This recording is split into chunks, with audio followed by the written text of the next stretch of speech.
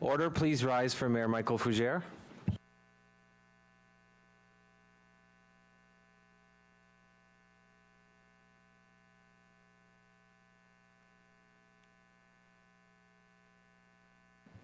Please be seated, everyone.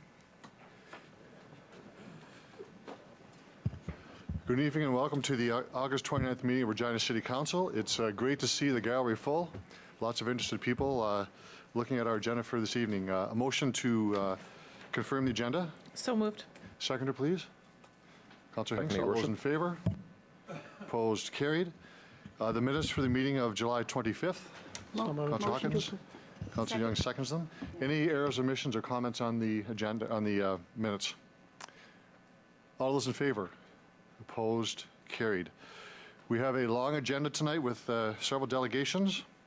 First, actually, is a communication from Caitlin Brown. If I could have a receive and file on that. I'll move receive and file on the communication, Your Worship. Now, Ms. Brown is here for questions only, not a presentation. If any member of council wants to speak to her with respect to the shopping center on Victoria Avenue East? I think she's off the hook then. We'll go right to the report. Councillor O'Donnell. Thanks. This is a discretionary use application for a shopping center. Address is 600 East Victoria Avenue. If I could have a seconder, I'll speak to this. Seconder for the report. Councillor Hinks. This is an interesting piece of land right on a busy thoroughfare. There is an existing building, and they wish to add additional buildings to this. You'll note that the parking is more than covered on this one, and that some of the purposes have included medical that are already there, and in addition could be potential future medical and restaurant. We saw this as a great addition to the neighborhood and would seek concurrence, please. Thank you, Councillor O'Donnell. Are there any discussions? We did actually, Councillor Young. Councillor Young. Any seconders or any other comments on the report?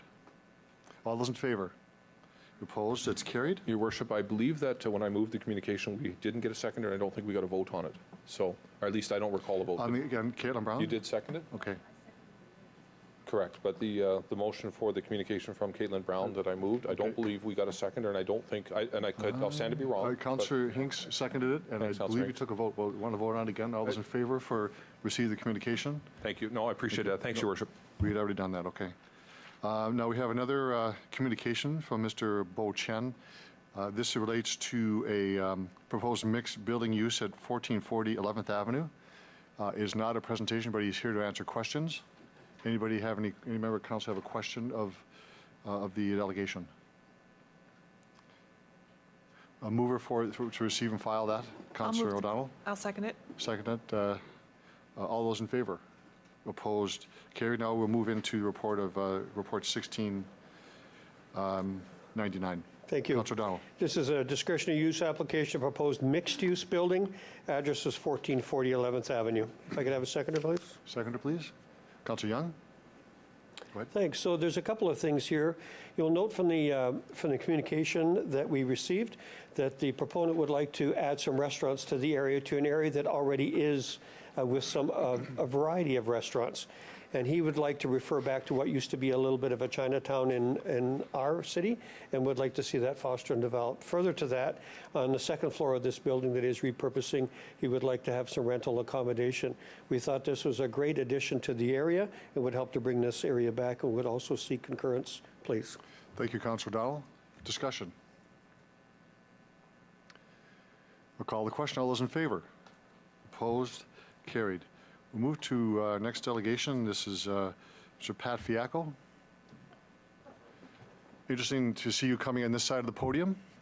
For the purposes of the report tonight, can you identify who you represent? And you have 5 minutes for your presentation, Pat, and maybe questions of council afterwards. Can you stand up, please? Oh, you are. Sorry. Okay. It was always nice to you when I was on that other side of the... Thank you very much, Mayor Fougere and members of City Council. Nice, certainly see everybody again, and nice to see the administration as well.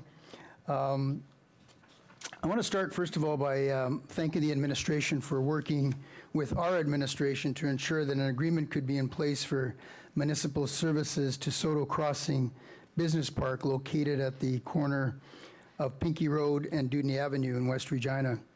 I would also like to thank the Executive Committee for approving the recommendations. Four Horse Developments Limited is a limited partnership mandated to create economic opportunities for Sakamay First Nations through the development and acquisition of businesses in compliance with the Four Horse Developments Limited Partnership Business Charter and Limited Partnership Agreement. We are the economic development arm of the Sakamay First Nations based in Regina and has signed a memorandum of understanding that outlines responsibilities specific to Sakamay First Nations Regina Westlands, Eastlands, and also operates as an independent arm's-length organization which manages economic development and business investments for its shareholders. Our company is governed by its own business charter, articles of incorporation, bylaws, and a board of directors. Our vision is creating sustainable opportunities for the 7 generations through economic development. Our mission is to identify, develop, and promote opportunities that advance economic prosperity for Sakamay First Nations. Our core responsibilities for Four Horse Developments is existing business enterprises, business renewal, growth and development, opportunities identification, targeting, seeking, assessing, and selecting suitable new ventures development, assessing, planning, financing, developing, and implementing viable ventures. Now, in regards to Soto Crossing Business Park, last month, and by the way, Chief Lena Coos does send her regrets. She had some personal matters she had to deal with today. Last month, Chief Coos announced a major development on the Sakamay lands at the corner of Pinkie and Dudney. Four Horse Developments Limited has entered into a joint venture with Alberta-based ATCO Sustainable Communities that will see the first 40 acres of the 260 acres developed into a business park. Construction will start in the next couple of weeks on an Esso gas station convenience store and Tim Hortons. Over the next few years, we will see the construction of a motel, office buildings, and convention recreation multi-use facility. This development will see employment opportunities for Indigenous people and non-Indigenous people from the construction phase to the operations of the business entities. This will also be an opportunity for First Nations owned and operated businesses to be located at Soto Crossing Business Park. This is a green project. We are also looking forward to incorporating the cultural integrity of Dudney Avenue, ensuring that there'll be an Indigenous theme that will be complementary to Government House and the RCMP Heritage Center all along Dudney Avenue. We would like to thank the City of Regina, the RM of Sherwood, the Global Transportation Hub, and INAC for their cooperation and interest in creating economic development opportunities for First Nations. And I'll be more than happy to answer any questions that you may have. Thank you very much, Mr. Fiacco, for your questions. Are there any questions of the delegation? Councillor O'Donnell. Thanks very much. Good evening, Mr. Fiacco. Good evening. Made a couple of references that I want to highlight, and I heard the word green. So if you could maybe take a moment to tell me what green means for this development. When I was the mayor, somebody would come and bring you water. So now you know what happens. Thank you very much for the question, Councillor O'Donnell. Yes, of course, in the announcement a few weeks ago, we talked about a sustainable development. So first of all, what we're looking at is having our own wastewater treatment facility, following federal regulations, of course, which is really important. This is a tremendous opportunity because not only will this development be of commercial focus, but also medium and light industrial. So there's a high demand for usage of gray water, so we'll have an opportunity, of course, to reuse a lot of the water, wastewater, treated to gray water. Not only that, we're also looking at solar panels. So our first development, the Esso Tim Hortons, there's a good possibility that that entire build will be using solar panel energy. And there's a few other things, but it definitely is a green project. Good, very good. Thanks for that. Of course, you talked about economic development. So if you can, I'd like to hear a little bit more about what you may plan. So I heard some of the developments, but maybe speculate a little bit on jobs and what it might mean long term. Sure, thank you. Well, as you know, there are a tremendous amount of success stories on First Nations economic development throughout the country. and a lot of examples in Saskatchewan as well. And I think there's a tremendous opportunity for Sakamay to be part of those success stories. There's 260 acres that will be part of the Soto Crossing Business Park in West Regina. There's also another 120 acres off the number 1 on east of Brant Group of companies. Those are all, again, going to be commercial and light industrial. Although these lands are owned by First Nations, it's not necessarily strictly First Nation-owned businesses that'll be on there. However, that is our focus. So when we talk about job creation, there's also a component of training that goes along with this, mentoring that goes along with it. So for example, our partnership with ATCO will be operating that Esso and Tim Hortons for us, even though it's owned by Sakamay. And for the first year during those operations, Sakamay staff will be working with ATCO, being mentored to eventually take over the management of those operations. That's just one example. We are now in negotiations with a hotel, same idea. So again, a tremendous opportunity just on that front, on the commercial front. And then of course, we're also in discussions with some light and medium industrial contractors that are looking at locating out on the Westland. So we're talking about hundreds and hundreds of jobs, but not only for Sakamay members, this is all First Nations and non-First Nations. So it's a perfect economic boost for Regina. Good. I wish you well. Yeah, thank you very much. Thank you, Councillor O'Donnell. Councillor Fraser. Okay, thank you, through Mr. Mayor. Yeah, thanks a lot for your presentation. An exciting project we have here. Can you just explain, is Four Horse Developments exclusively owned by Sakamay? It's a sole proprietor, is that right? That's right. It's strictly owned by the band. Okay, and if you could explain in a little more detail how Sakamay came to acquire this piece of land? Yeah, of course, it's through treaty land settlements. It's a long-going process. Mm-hmm. There's still more out there, of course. It's not only this piece of land, but there's also land, as I suggested, out in East Regina. There's also land in Yorkton, Okay. and hopefully more to come. Okay, great, thanks for that. And one final question. Almost all development in Regina has happened, when it's happened, it's been on the edge of Regina, right?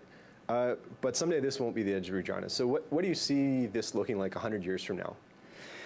Well, I think, first of all, it's not zoned for any residential development. It's strictly commercial. So this will be a regular business park. And it's strategically located in between the two interchanges of the bypass. So the services that we'll be providing will be provided not only for those businesses on the Soto Crossing Business Park, but right across the street from us, there's a development taking place in Westera that will see both commercial and residential development. So a tremendous opportunity there.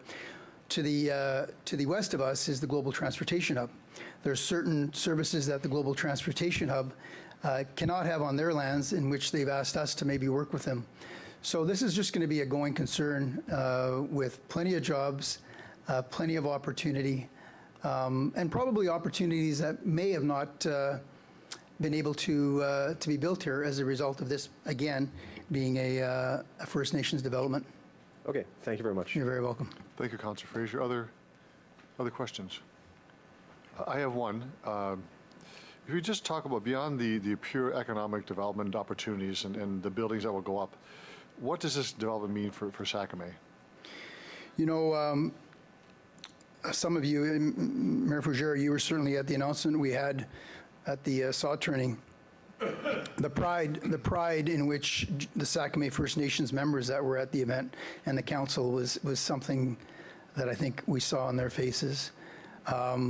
This past week, Sakamay had membership meetings here in Regina, out at Sakamay and out at Yorkton. That's where the majority of the members are located, in those three particular centers. And of course, we made presentations on this development, and there was a lot of excitement. And I think sometimes at a time when, in particular these last couple of weeks, it's been really tough with First Nations, with the negative publicity that has taken place. And there's far more positive going on in respect to First Nations economic development that's happening every day that we don't hear about. And And really, that's what should be on the front pages of the newspaper, is the good things that are happening within First Nations economic development. And it is about pride, it is about business ownership, it is about jobs, it's about education. Good. Thank you for that. Any other questions? If you could pass on in regards to Chief Akus as well, that'd be much appreciated. Thank you very much. Thank you very much, Mr. Fiacco. You can return to the gallery, and we'll now look at report 16-100. This is the Sakamay First Nations water supply access and fire service agreements. Councillor Burnett. Turn your microphone on. Sorry about that. I stand and rise this evening to introduce CR 16-100, which is from the recommendation from the Executive Committee on August 10th. At that committee meeting that we wanted to approve the development that came forward with the City of Regina, Sakamay First Nation, and the Development Corporation Four Horses Agreement to be serviced the first 16 hectares with supply of potable water access and fire services of lands located directly west of Pinkey Road and south of Dudney Avenue. Have a seconder for that, please. Councillor Hinks, discussion on the report. Councillor Fraser. Thank you, through Mr. Mayor. I just have one question here for administration. On page 3, it mentions provincial statement of provincial interest regulations. I'm not sure what that is, if someone could explain it. Thanks. Ms. Folk. Through you, Your Worship, and members of council, I'll ask Ms. Bisdell, whose team was responsible for negotiating the agreement on the city side, to respond to that question. Ms. Bisdell.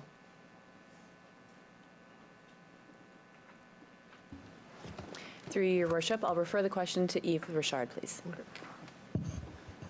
Mr. Richard. Thank you, Your Worship. It's basically two statements of provincial interest in the provincial interest that we listed in the report. It's basically to encourage with First Nation and Métis communities on local and regional planning and development, and consider social and economic development opportunity that achieve shared goals of the municipality, First Nation, and Métis. So we just quote some statement from the interest. Okay, thanks a lot. Thank you, Councillor Fraser. Councillor O'Donnell. Mr. Mayor, I'd like to speak in favor of what's before us. This is simply an agreement for water, but I think it means actually much more. If you were to come ride with me down Dudney Avenue right now as we exit what was the city and start moving into what is Westera, you'll start to see the beginning of buildings actually rising from there. The roads are under construction, and the commercial development will begin soon. What is proposed for us now is a development just across the road from here that will complement what is there. That is Westera, and the west of the city, for the first time, is bringing services to the west side of the city. I will tell you, and as I've told you before many times here, when we've looked at Westera and its phases of development, people in the area that I represent are very pleased and excited for what is possible out here. So now we have residential and commercial, and now we have light industrial and other job making that's going on. So it is a great possibility for not only the west side of the city, but for our community, for First Nations, for Sakamay.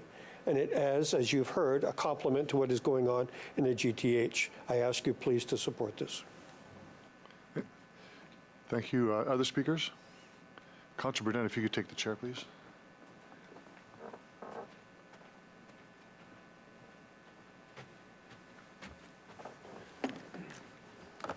Your Worship. Thank you, Councillor Burnett. I rise in to support very strongly this development and this report before us. It is a landmark decision because it is actually supporting First Nations development outside city limits, but providing services that will help them in the very beginning of a very large development on the west side of the city. This is about partnerships and about growth together, and a bit later in the agenda we're going to talk about partnerships again and what that means to move our city forward.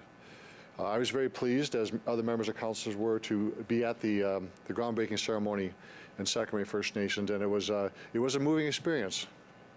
It's very positive when you see our Indigenous peoples taking control of their history, of their future, moving forward and developing in a way that is very significant, but also in partnership with the City of Regina and the citizens of Regina. Very, very positive. So I have nothing but good things to say about the work being done, and Mr. Fiacco, the work that he did, and Chief Akus in our administration going forward on developing a new way of developing. We do have urban reserves that do speak to working with First Nations inside city limits, but this is the first time outside city limits providing that support, and that's a very good thing.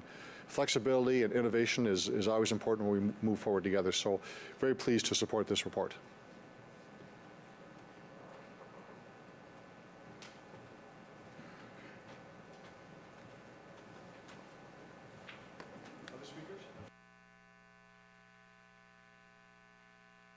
Okay, other speakers? Call the question. All those in favor?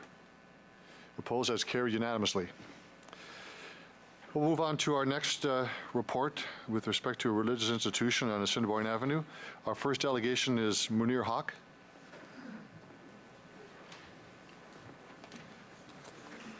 Mr. Haq, for the record, if you could identify yourself, who you represent, you have 5 minutes for your presentation, and there may be questions afterwards. Good afternoon, Mayor Fougere, councillors, city administration. My name is Munir Haq, and I am the president of the Islamic Association of Saskatchewan. And I have with me in the gallery one of our volunteers and community members, Dr. Mohammed El-Durabi. The Islamic Association of Saskatchewan, or the IAOS, is a nonprofit organization of Muslims dedicated to religious, education, and social services in the city of Regina and surrounding areas. The IAOS Regina chapter was created in the mid-1970s, and it's run by a board of 7 directors, and with the aid of over 10 committees and subcommittees. We are the oldest and predominant organization serving and representing the Muslims of Regina. I would like to thank administration for preparing the report before you today. It is thorough and addresses potentially almost all the potential concerns the city could have. The discretionary use application before you is for a prayer hall. It's for our 5 daily prayers. As stipulated in the report, these occur at various times during the day and last 10 to 15 minutes. This will not be a mosque. I repeat, this will not be a mosque like our facility on Montague Street in Lakeview. This means that we will not be holding our large Friday congregational prayers at this location on Assiniboine. The Friday prayer is when we see our typically our peak attendance. We also do not intend on hosting our night prayers during the month of Ramadan, another busy time. Typically, we do not receive large numbers of patrons for the 5 regular daily prayers. The prayer hall will be used by our community members that reside in the southeast that choose to pray together rather than at home. It is worth noting that the vast majority pray at home on their own or with family. After the initial advertisement of this application, the surrounding neighbor, after the initial advertisement of this application to the surrounding neighbors, Councillor Burnett helped organize a meeting with the neighbors where we explained our intentions for the prayer hall, and we listened to their concerns. Their primary concerns were with regard to noise, parking, and traffic and safety, all of which have been addressed in the report. Dr. El-Durabi will further elaborate how we can help to mitigate the concerns and work with the neighbors.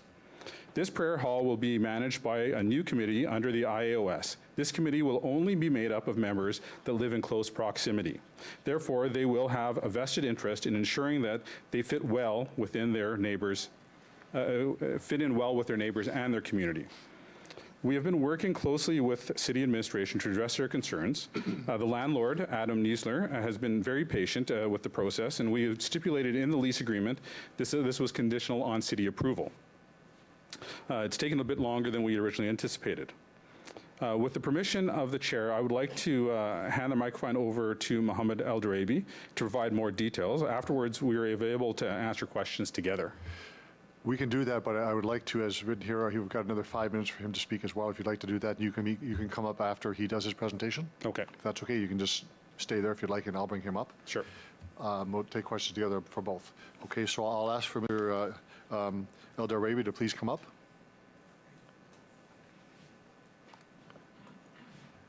You have 5 minutes for your presentation as well, and just identify yourself for the record, please, if you don't mind.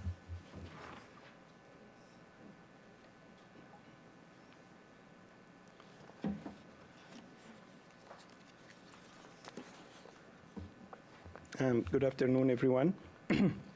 My name is Mohammed El-Durabi, and I'm here to express the willingness of the IAOS, the Islamic Association of Saskatchewan, Regina, and potential users of the prayer hall that is under consideration right now, to work with our neighbors to accommodate their requirement and ease their concerns.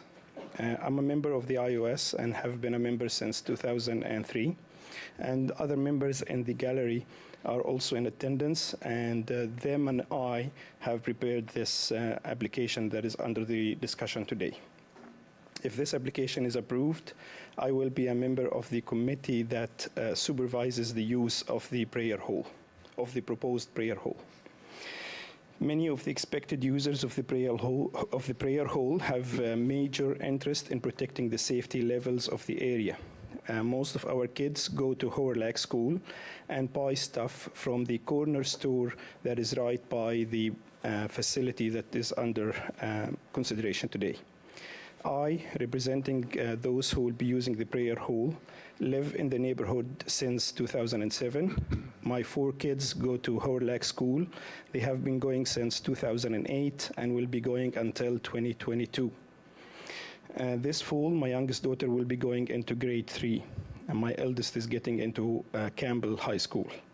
Very frequently, the 4 of my kids walk and or bike to the corner store, which is again right beside the facility, and hence, I, for one, representing the users, would like to keep the safety levels as is in the area. To maintain these safety levels, iOS is willing to set prayer times to avoid school pickup and drop-off times, as well as rush hours. iOS has the flexibility to select prayer times within a given time window that ranges between 3 to 6 hours. iOS will not be holding the larger prayers on Friday or in the month of Ramadan, as Munir has mentioned a few seconds ago. Many of the expected users of the prayer hall have major interest in maintaining also the levels of traffic and noise in the neighborhood. Most of us use a Siniboya to go to work. For instance, my wife and I take a Siniboya every day back and forth to work between the hours of 7:30 and 8:30 in the morning and 4 and 4:30 in the afternoon. We will work with our users of the prayer hall and will provide some guidelines and try to get our users to use only the parking spots available on the location. In the rare case, in the remote case, we will also work with our prayer visitors to our prayer room to avoid parking by the houses in the neighborhood and to use the southeast part of Assiniboia Street for parking if need be. I did some quick measurements on that part of the street, and it's around 800 feet, which allows us for using a few or a many parking slots if need be. As a final measure of cooperating with the neighbors in the area, we would like to take visible measures to reduce the noise levels. I would like to let everybody know that this specific location has two city transit buses, route number 12 and 21, driving by there, and they actually have 2 immediate stops by the designated locations. Again, the number of ideas I proposed here are things that we will be considering and we will be discussing with our neighbors, and I try to spend this time to express the willingness of the iOS and potential users of the prayer hall whom I represent to protect the safety and maintain the traffic and parking levels in the area. Thank you so much.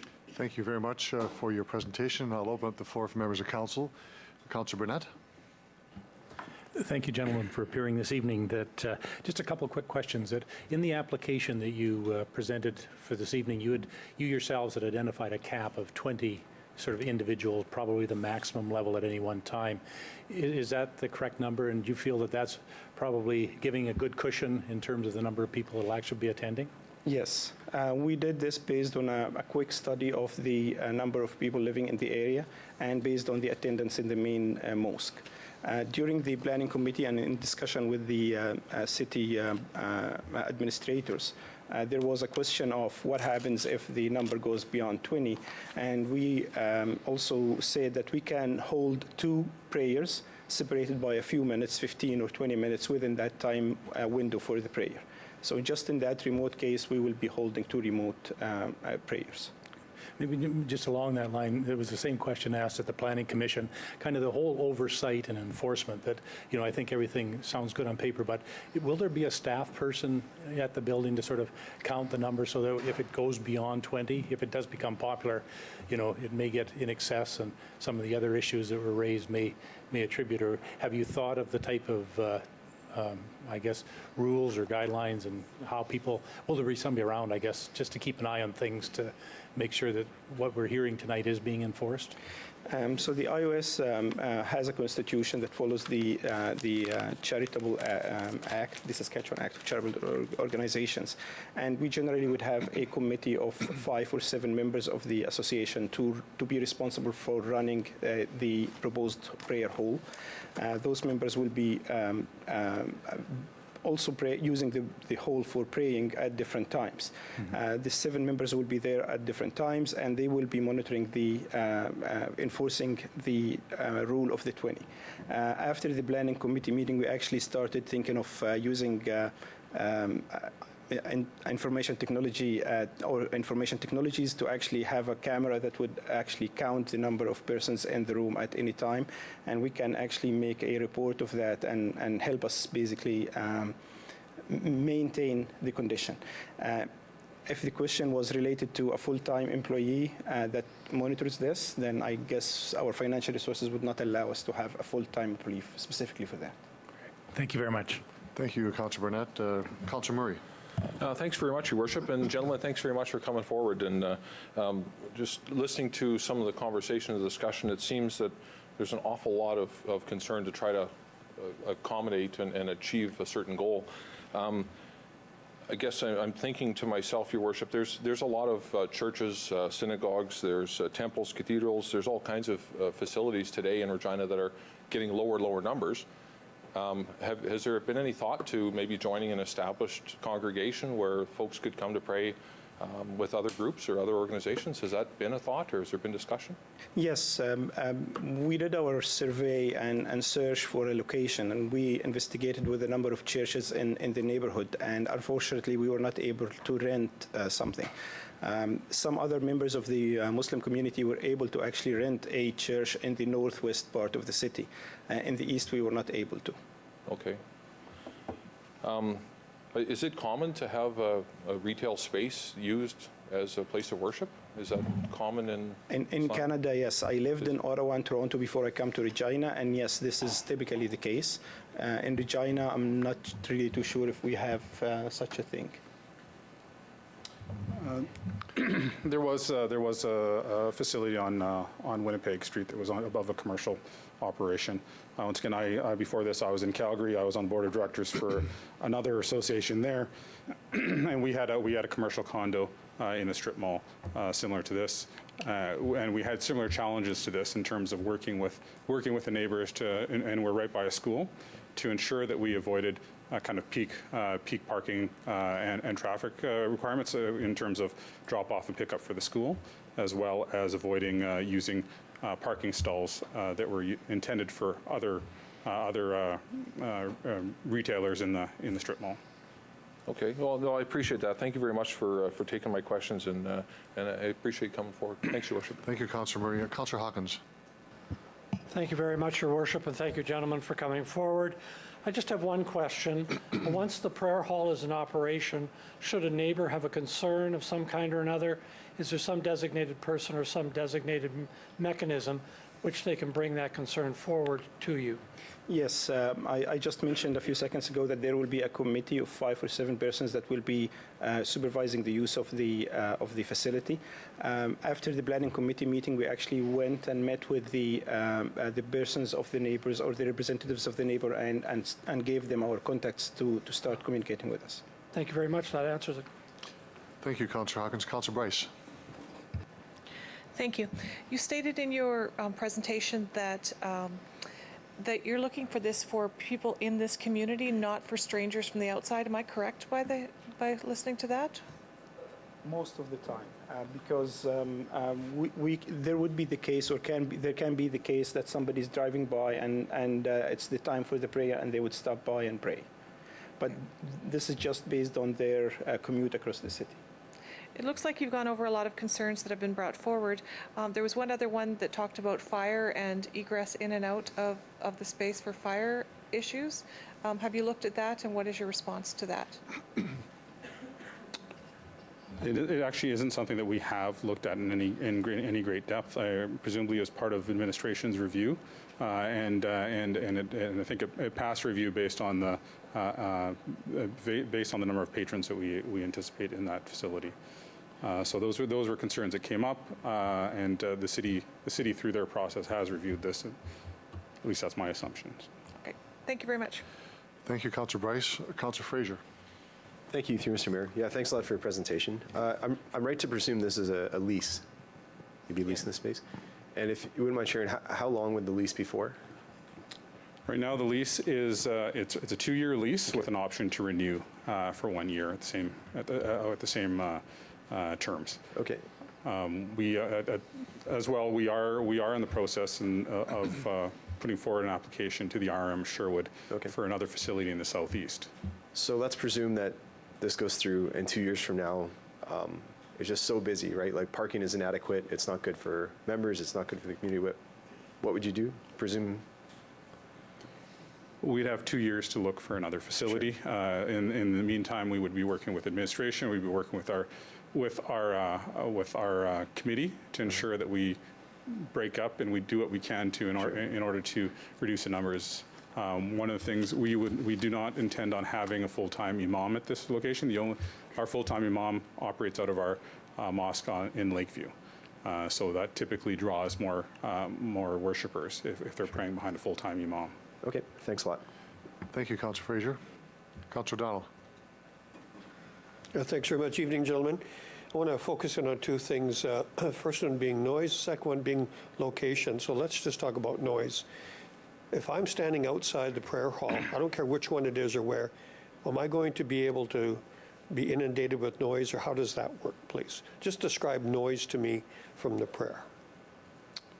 If you're standing outside the facility, unless we have the doors open, you shouldn't be able to hear too much. We would, we may have a speaker system in there, but if we only have 20 people in there, the requirement for a speaker system would be limited, and the volumes wouldn't have to be that high.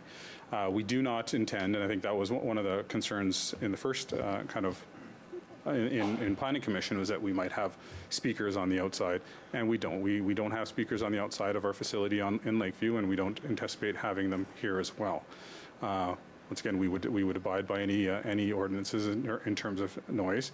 The noise would come from any traffic, cars coming, doors opening and closing. Okay. We will work with our patrons to ensure that they respect the neighbors, given the time of day. So if it is a late prayer, that they would usher out to their cars. If there's gonna be any conversations, they'd be inside the facility behind the closed door. Thank you for that thought. So let's talk a little about location. So I heard at least one of you reference that you live in the area, have children in the area, have children who attend the school. First question is, would I assume that some of the children of the members would in fact come to prayers?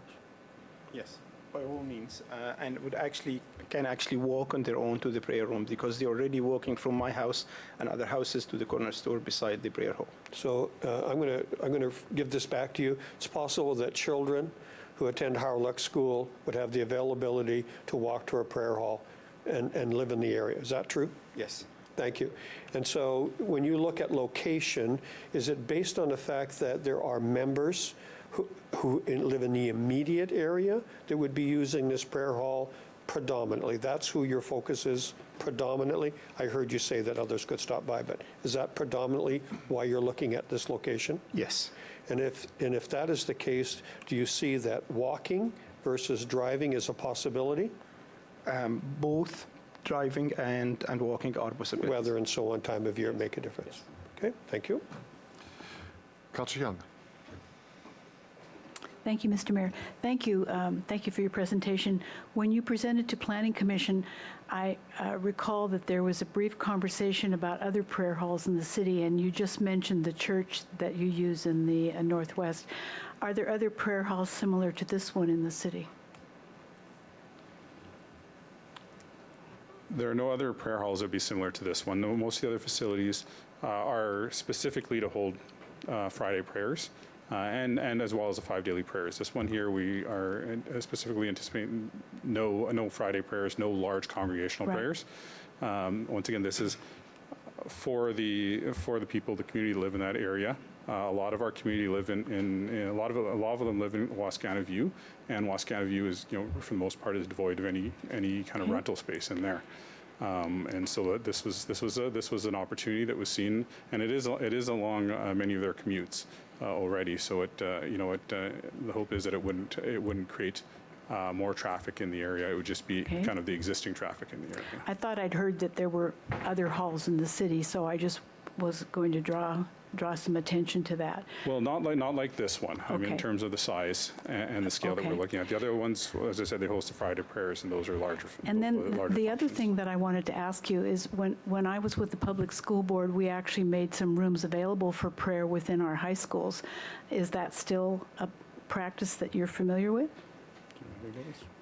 Yeah, I know that, I don't know, my information might not really be updated that much, but in high schools, yes. I know that some of the Muslim students would gather during lunchtime or something and make a prayer there. In Horlac, I know that this was happening a few years ago, many years ago actually, but I haven't seen this happening over the last 5 or 6 years. Horlac is almost over capacity. Yeah. So they wouldn't have rooms available. Yeah, that's what's happened at Campbell Collegiate. At least my understanding Campbell is that has. they had a prayer room for a long time, but because of other conflicting uses, it had to be closed down for another purpose. Thank you, Councillor Young. Other questions of the delegation? Thank you both very much for attending council tonight and answering questions. Thank you. We'll now go to the next delegation, Stacey Ferguson.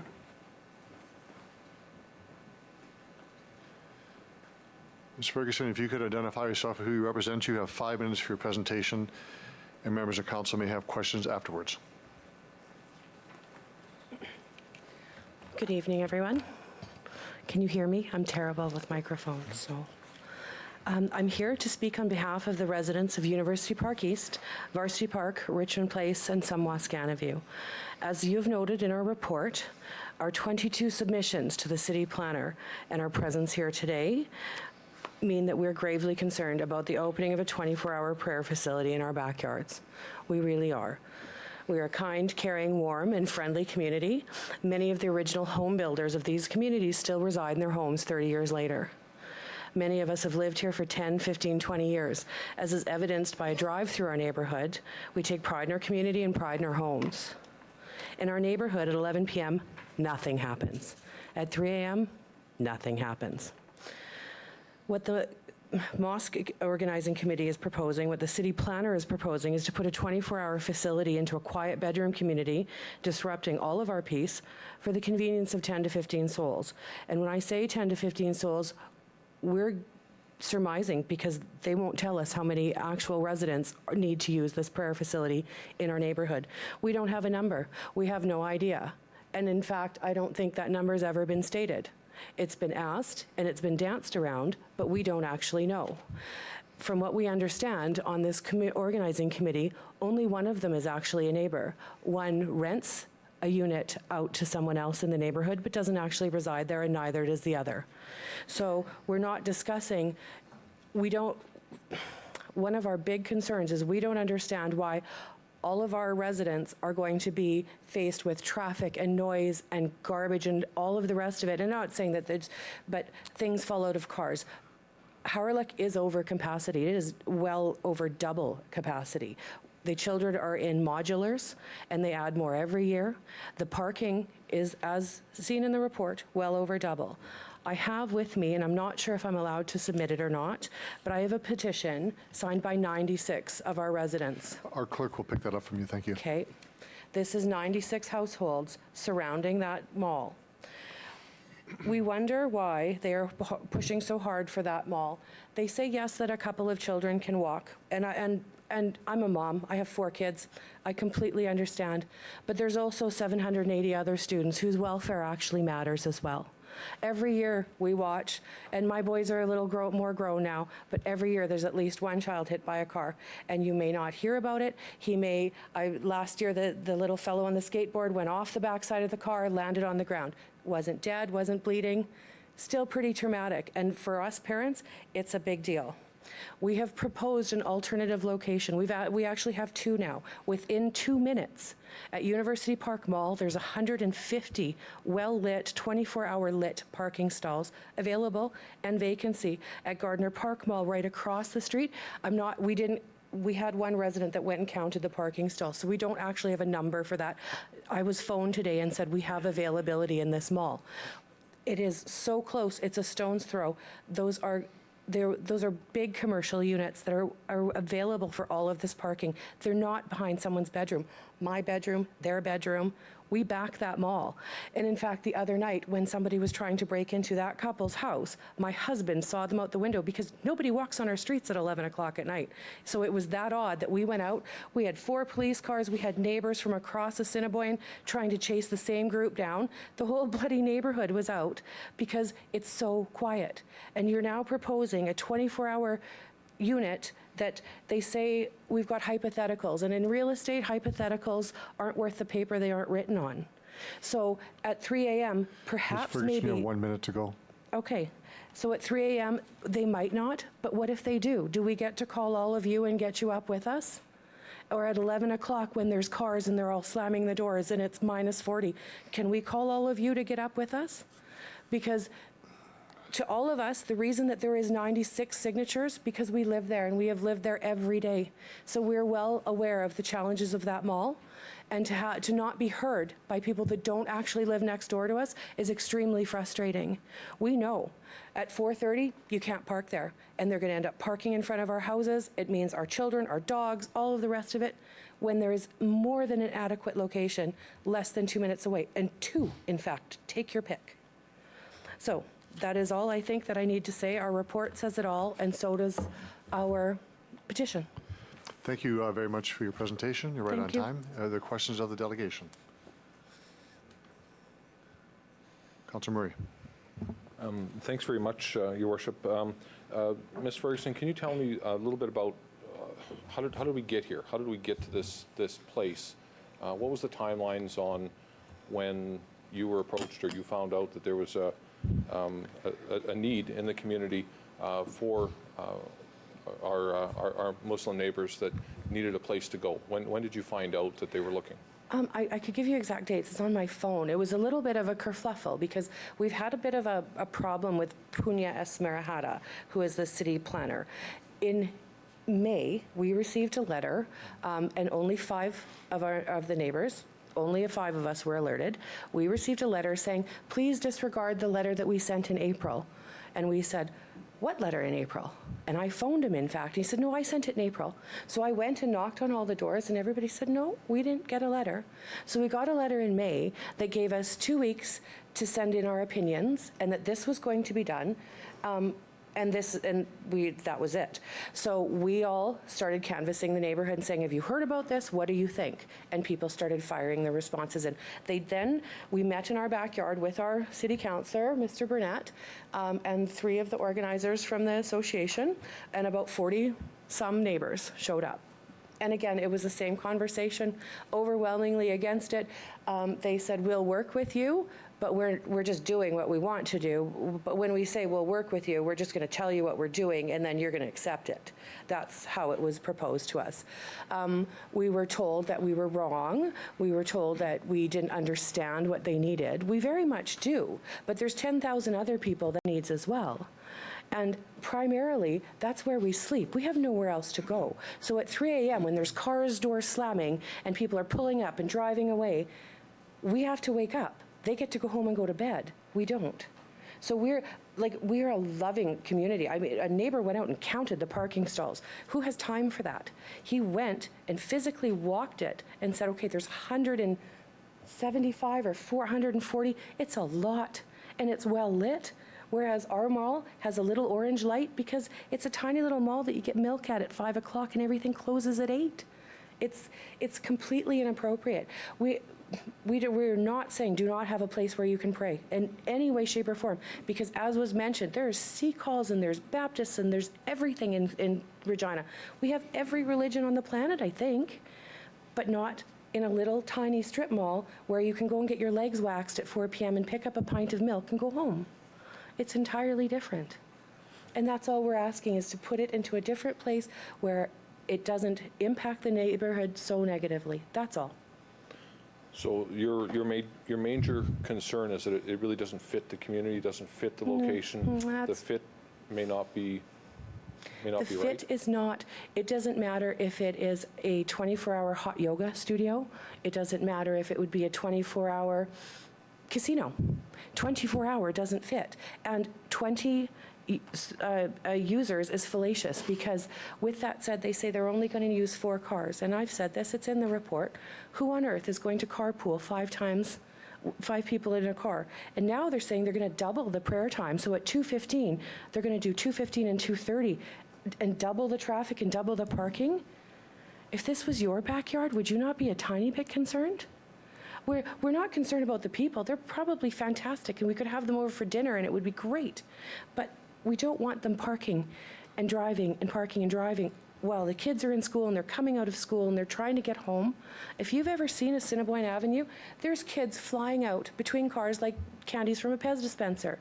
It's so poorly done, and it's not the school's fault. Traffic has increased. The school is double the size that it was ever meant to be.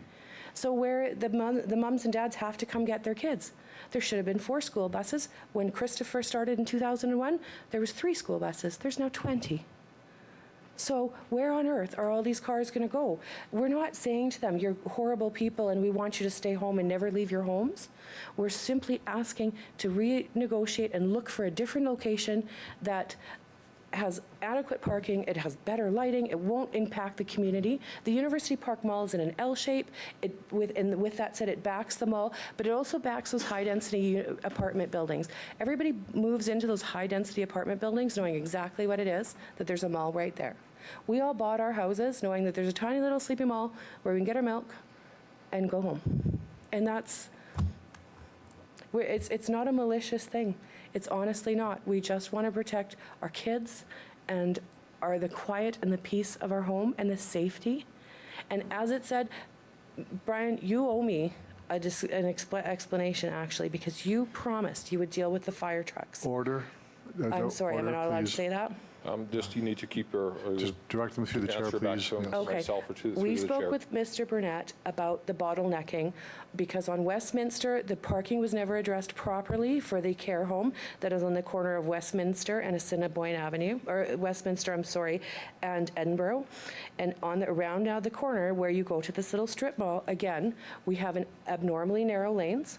There is only room for 2 cars to drive. If anyone is parked on the street, we can't have a fire truck. We've tested it ad nauseum. Ms. Ferguson, I know the mayor is giving you quite a bit of latitude, but sorry, because we need to stay on topic. But thank you very much for taking the questions, and I'll make sure to ask about the fire concerns you brought up. It's rather important to us. Thanks, Your Worship.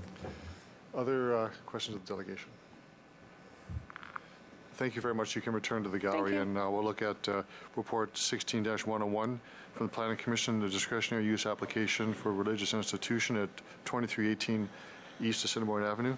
Councillor O'Donnell. Thank you. Could I have a second? I'll speak to this, please. Second to the report. Councillor Young. Thanks very much. So I think what you've heard from the delegations gives you some clarity as to what's being proposed here. There is a strip mall at the stated address of 2318 East Assiniboine Avenue, and there is one of the units in there that is proposed for a prayer hall, not a mosque, but a prayer hall. And so in the conditions that are set, you will note that the number is set for 20. The number 20 was set by the applicant, not by the city staff, not by the Planning Commission, but by the applicant. And they will have to meet all applicable standards and regulations. Those are the conditions that are set. The Planning Commission, we had a similar discussion to what you have here in terms of questions and answers, asked the proponent how they would handle certain situations, and you have heard the responses in terms of regulating and trying to work with the neighbors and be collegial. I'm going to leave that for now. I will finish with my own remarks. So I will close, please. Other speakers to the report? Councillor Murray. Thanks, Your Worship. Just to the administration, there was a conversation about fire and not having proper access fire stuff. Can you fill me in what that reference was? Because I don't see that in the report, anything about fire trucks being able to get access, egress. Ms. Folk?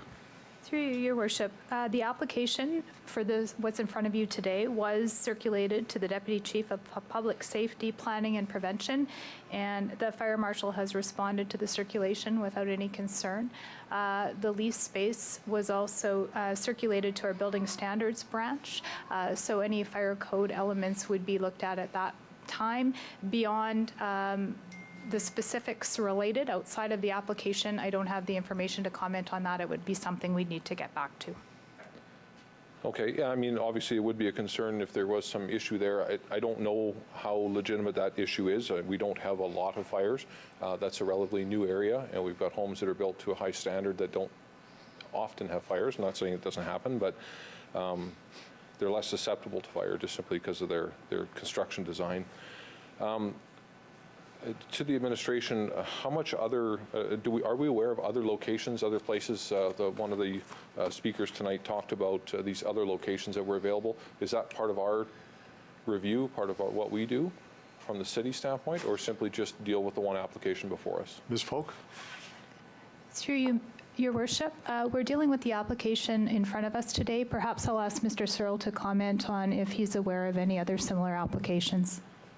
Mr. Searle? Your Worship, as the administration reviews applications, we consider them on their merits with respect to the specific location that we have before us. In this particular case, we assess the application based on the proposal for this particular property.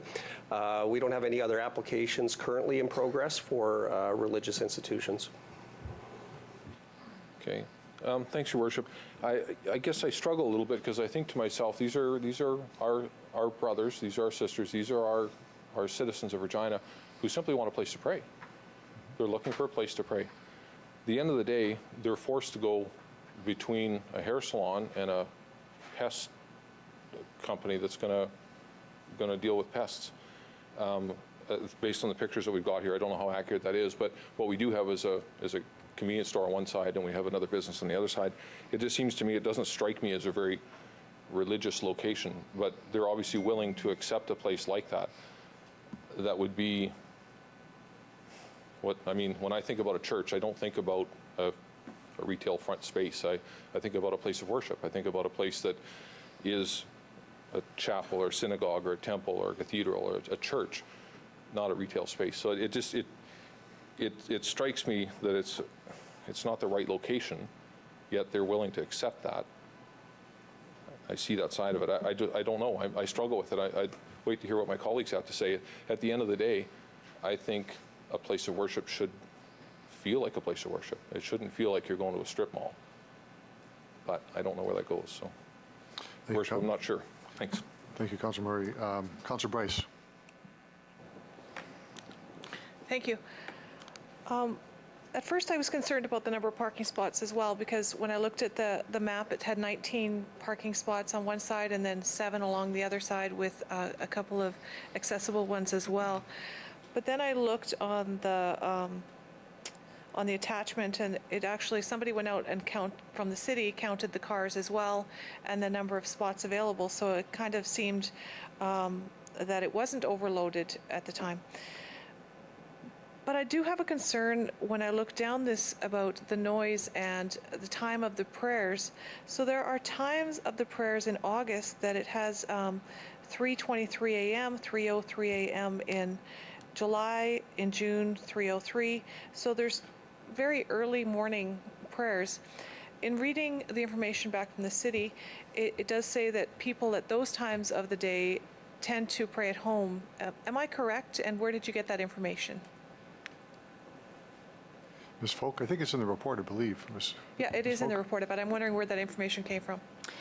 Through you, Your Worship, it did come from research as well as conversation and discussion with the applicant, and if needed, Mr. Searle can provide additional information on that. However, our team did work extensively with the applicant. Okay. Who's going to police whether 20 people are in there or not? What if there's 50? How are we going to find that out? Ms. Folk?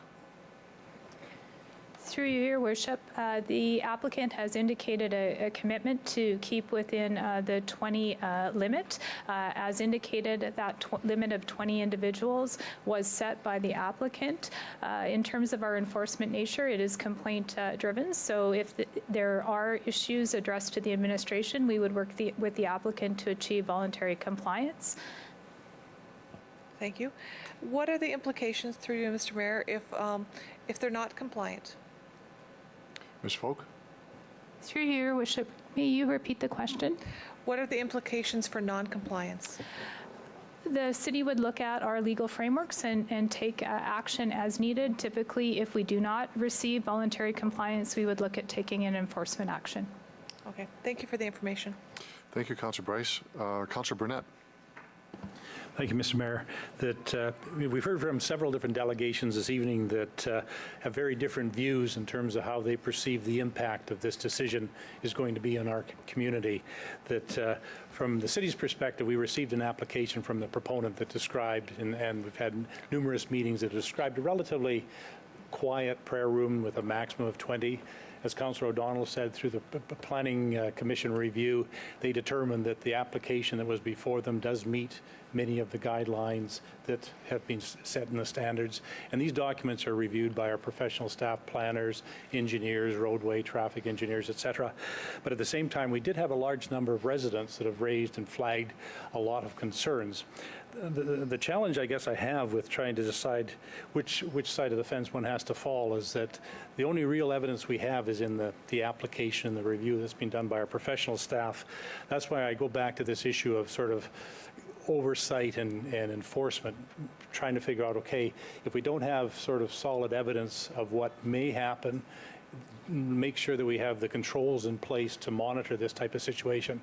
That I did ask the question of the delegation, how they themselves as the organization could be involved in oversight, and they will have the committee engaging. But in my mind, there's a number of levels that kind of can monitor this situation that I'm assuming and quite certain that the landlord himself does not want to have an issue where one tenant is disruptive not only to the neighborhood but also to the other tenants in his mall. We do have a number of compliance areas within the city. I think of the issue of overcrowding, etc. We have the fires marshal's office, so that if a complaint came forward, we could look at that. We do have RPS that is involved in traffic to a certain degree. We have our parking enforcement. We have bylaw enforcement people. But I think there's a large number of controls in place that if any of these issues do occur, there is a dispute resolution mechanism. It's also, I think, too, that I look at this we've got a 2-year trial period here that it's a leased property. It's not kind of permanent or etched. So I guess my problem is, like I say, that I understand the arguments on both sides of the fence, but like I say, I have to rely, I think, a lot on the analysis of our professional staff analyzing the roadways, the parking, the safety, all those concerns and issues. And so I guess from my perspective, I'll be supporting this application. Thank you. Thank you, Councillor Burnett. Councillor Hawkins. Thank you, Your Worship. I appreciate the delegations that have come forward and the information that they've given us. I'd like to make 4 points. The first is I'm impressed by the way that the Prayer Hall delegation and that the city administration has worked to address the concerns raised by the neighborhood. I think that the question of noise levels, the question of transit, the ability to make complaints, all of those things have been addressed, and I think that the delegation and the members of their community have shown a real willingness to work with the community to deal with any issues in the event that they arise. And as I look at this, I don't think issues are going to arise. This is a small group of people. There's ample parking. They're community-minded people. I think that they'll be very good citizens in their use of this prayer hall. And to that point, I want to say as well, these people strike me as people who live in the community, who want to build this community, who are as anxious as anyone to maintain the safety and the livability of their community. I think they're an asset to the community. I want to say this as well. Regina is a place that values religious tolerance. we have churches of all sizes, of all shapes, of all kinds, in all neighborhoods and in all locations. And I see this as just an extension of that. I don't see anything out of the unusual about any of this. I'm struck by the fact that the delegation told us that they had trouble finding space, that there wasn't much space available. They've worked hard on this space to make it a good space. I think that we have to be open to the fact that there'll be good citizens in the use of that space. I think in the name of religious tolerance, they deserve a place to worship, and they can have a place here. And finally, I want to say this. There's a mosque in my ward, Ward 2 in Lakeview. I don't live very far from that mosque. In my 4 years of council, I've had calls from over 1,200 Ward 2 residents about one concern or another. Not one of those over 1,200 calls has ever had any complaint at all about the mosque. Not once have I ever heard any question of noise or community disruption about the mosque. I'm satisfied that this prayer hall will adhere to those kinds of norms, and I'll be supporting their application. Thank you, Your Worship. Thank you, Councillor Hawkins. Councillor Young. Thank you, Mr. Mayor. The Planning Commission was unanimous in their support for this prayer hall. It met all the requirements that the city staff would use for any group. What I'm hearing are some concerns, and most of them are fear of what might happen. And I think that the proponents have answered those questions, and they are also going to make themselves available so that they can answer any questions that might arise in the future. So I'm going to support this wholeheartedly. And I have one other comment to make, and that is that you can pray anywhere. Thank you. Thank you, Councillor Young. Councillor Fraser. Thank you, through Mr. Mayor. Just a quick question for administration. Under the current zoning, could something 24 hours open up right now? Like if a 7-Eleven opened up, or I know in this general area of town, there's something called Anytime Fitness, a 24-hour gym. If somebody wanted to open up a business in that strip mall as it's zoned right now, is that something that would come before council? Thanks. Through you, Your Worship, I'll ask Mr. Searle to comment further on that. Mr. Searle? Your Worship, through the zoning bylaw, we would not regulate hours of operation of a business. Okay, thanks for that. So my appreciation to all the people who presented tonight, and also to Councillor Burnett. I know this is, it's been an issue that a lot of people have taken interest in, and I think you've really thrown yourself in the middle of it, so kudos to you for doing that. Yeah, I mean, really, the noise factor to me, I think that's kind of mute, no pun intended. I think, you know, ultimately this won't disturb the neighborhood, I don't think. Parking, of course, is an issue with any strip mall, but whether it's a store, a restaurant, a church, or anything going in there, that can happen. My guess would be if there's a 2-year lease, and let's say the parking is grossly inadequate, that the tenant would want to go somewhere else, just the same as if a restaurant moved into a strip mall and the parking wasn't right. They would move on. So I think this is ultimately going to add to the neighborhood, and people appreciate people's interest, and I look forward to supporting it. Thanks. Thank you, Councillor Fraser. Other speakers to the report? Councillor Burnett, if you could take the chair, please, for a moment.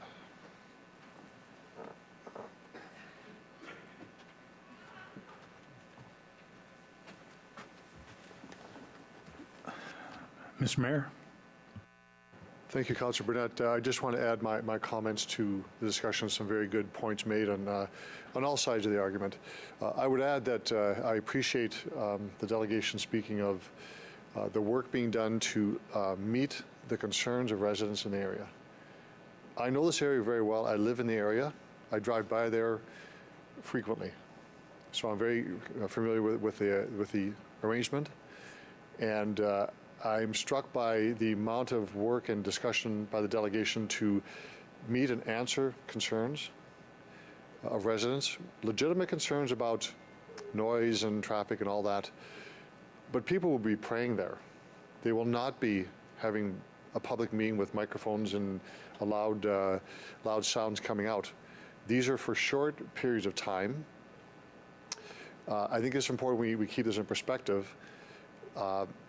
There's a committee that's been struck to deal with issues as they arise, which I think is extraordinary to hear that. and very, very healthy to see that. The individuals who are going to be praying in this location are a part of the community as well. They have made an outreach to say they want to be part of the community, they want to make sure that they're accepted in the community, and are prepared to do a lot of work to that end. So I fully support this application. I know that the Islamic Association wants to have a mosque built just outside the city. That is their large goal, and we support that as a city as well in their endeavors to do that. We have a growing community, a diverse community in this city. Tolerance, understanding, acceptance as a foundation for working together and living together. I fully support the application before us. Thank you.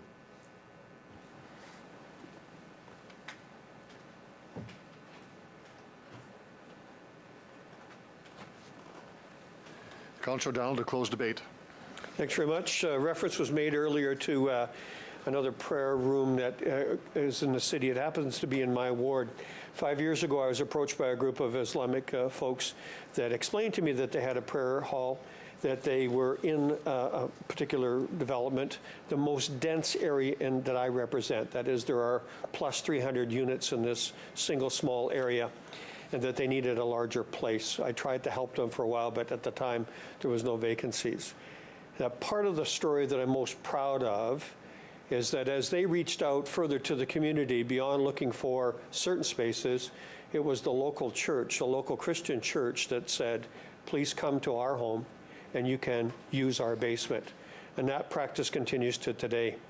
I'm very proud of my neighborhood because they understood the need, and in these past 5 years, not one phone call, not one complaint, nothing, because they are part of our neighborhood. And in fact, they're a very good part of our neighborhood. To the notion of public engagement, I'm really finding it very difficult to imagine a group that would come forward and say, we've heard, and here's all the things that we will do to try and accommodate our neighbors in our neighborhood, publicly recorded, and it not work. That's how public engagement works. I'll be supporting this. Thank you, Councillor Down. You've closed debate, so there's no further debate. I'll call the question. All those in favor? Opposed? That's carried unanimously.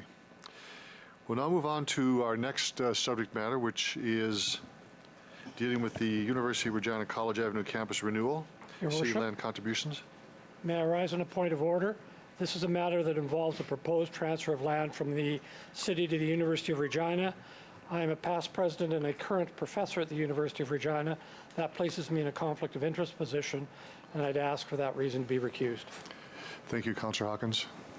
I also stand as conflict of interest. I have an immediate family member who works at the university, so I need to step out for this as well. Thank you, Councillor Bryce. Worship, I do too. I have a family member that works for UOR. I have a conflict. I have a family member that is employed at the University of Regina. Okay. Okay.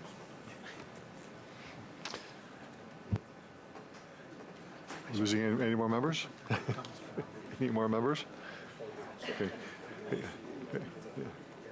Councillor O'Donnell, we're going to continue our meeting. Okay, so we have a number of delegations, and the first one is D 16-94, Mr. Don Black. Mr. Black, if you could identify yourself for the record, who you represent. You have 5 minutes for your presentation, and members of council may have questions afterwards. Thank you, Your Worship, members of council. My name is Don Black. I'm a Regina citizen, born and raised here, worked here all my life. Before I start, Your Worship, and members of council, let me identify myself as the moron who didn't have his phone turned off. And I apologize. Thank you for identifying yourself to everyone. So. I think you picked me out anyway, Your Worship. As I said, I'm a native son of Regina, and I'm a big supporter of this city, its history, and its many fine qualities. They're all important to me, as I know they are to you. I grew up a block north of historic Government House and witnessed its decline, and then because of some progressive thinking about the art of the possible, a group got together, redeveloped and reinvigorated that property, and I'm pleased to say that, and proud to say that I was part of that group. Today, it's a very important and vital part of that part of the city, and indeed our whole city. I attended the University of Regina back when it was the College Avenue campus and a couple of new buildings out on the barren prairie soil on the Wascana Marsh. I'm here today because I've invested my time, my personal resources, my energy, and my life's work in helping to make Regina a better community. The current campus renewal project is now at top of my list. I'm here because our community is better with a vibrant arts community, a strong institution supporting lifelong learning. I request that City Council make an exemption of its downtown office policy and also a gift of land for this renewal project. From where I sit, I believe Council has two very clear choices. One, to reject the exemption to the office policy and reject the gift of land. The result would be a loss in what I think, and many people think, is a once-in-a-lifetime opportunity to renew this campus. Or Council can be a catalyst and make an exemption and gift the land. This would be a wonderfully progressive example of public and private sector cooperation for the public good. There is no third option. A delay or a deferral will kill this project. Now, I recognize these are not easy choices for Council to make, and Council does have a planning policy. And that policy is well reasoned and conceived in a desire to serve all public interests for the broader good of this community. However, in asking Council to make the requested exemption and the grant of land, we are asking that Council do just that again. Make a good and well-reasoned leadership decision in the interests of Regina, its citizens of today, tomorrow, and the future. Option one, kill this project. The College Avenue campus buildings are, by any measure, well beyond their useful lives. In business, we would simply get rid of such an asset or replace it. For the U of R, however, that's not an option. It means, therefore, that they may be forced to simply walk away from the care and custodialship of these buildings. They do not have the financial resources to fund redevelopment. The donations flow can fund the fixes on a patchwork basis, but patchwork will not provide what the community really needs or what the university needs. The buildings will continue to deteriorate. Excuse me. This is a one-time deal. The university. You have 1 minute left in your presentation time. Thank you, Your Worship. The community and the well-minded volunteers sought a proposal. This is the result of that proposal call. And we have the coincidence of timing of results that Connexus needs a new head office building and the university needs a responsible partner to help develop this property. There is a serendipitous coincidence in the availability of federal money, and that federal money has a fuse on it too. So, Your Worship, members of Council, I think the action is clear, and we respectfully request your support. Thank you. Thank you, Mr. Black, for your presentation. I apologize, but we do have to stick to 5 minutes time for each delegation. Questions of the delegation? Councillor Burnett. Thank you, Mr. Black. You touched on sort of some of the risks associated with the project. I guess at planning or at the Finance Admin meeting, I'd asked you this question, but one of the risks I think for the city that we look at and worry about is the downtown office policy that's been sort of a core policy of ensuring that we keep office jobs downtown and that it doesn't create that hollowing out or donut effect that a number of other communities have. You're well connected into that community downtown. And from your perspective, would you say the general consensus of the owners of the properties downtown are supportive of this project? Well, I won't pretend, Councillor Burnett, to speak for all of the owners. But I can tell you that my organization, representing its clients, has been the single largest generator of new development of office towers in downtown Regina in the last 25 years. That is important to downtown Regina. It's important to our clients and our firm. But we don't see the city as unidimensional. A city has to serve all kinds of purposes, obviously. And we're developing property, as you know, not we, the people of Regina, are seeing development all around this city, and I've heard of some of the new developments here tonight. And I think it's important to have a balanced approach. Policies are great. They are great guidelines, but they aren't meant to be cast in stone. Policies are just that, a guideline to provide general direction. But from time to time, things come along that beg you to re-examine why that policy exists, and you're doing just that here. And I think appropriately so. But I think there are very many good and valid reasons why an exemption in this case should be granted. And after all, this is sitting right on the border of your policy border. So it's not like we're talking about reaching way out. We're just talking across the street, effectively, from what would have been acceptable. So that's a long-winded answer to your question. I'm not even sure I answered it.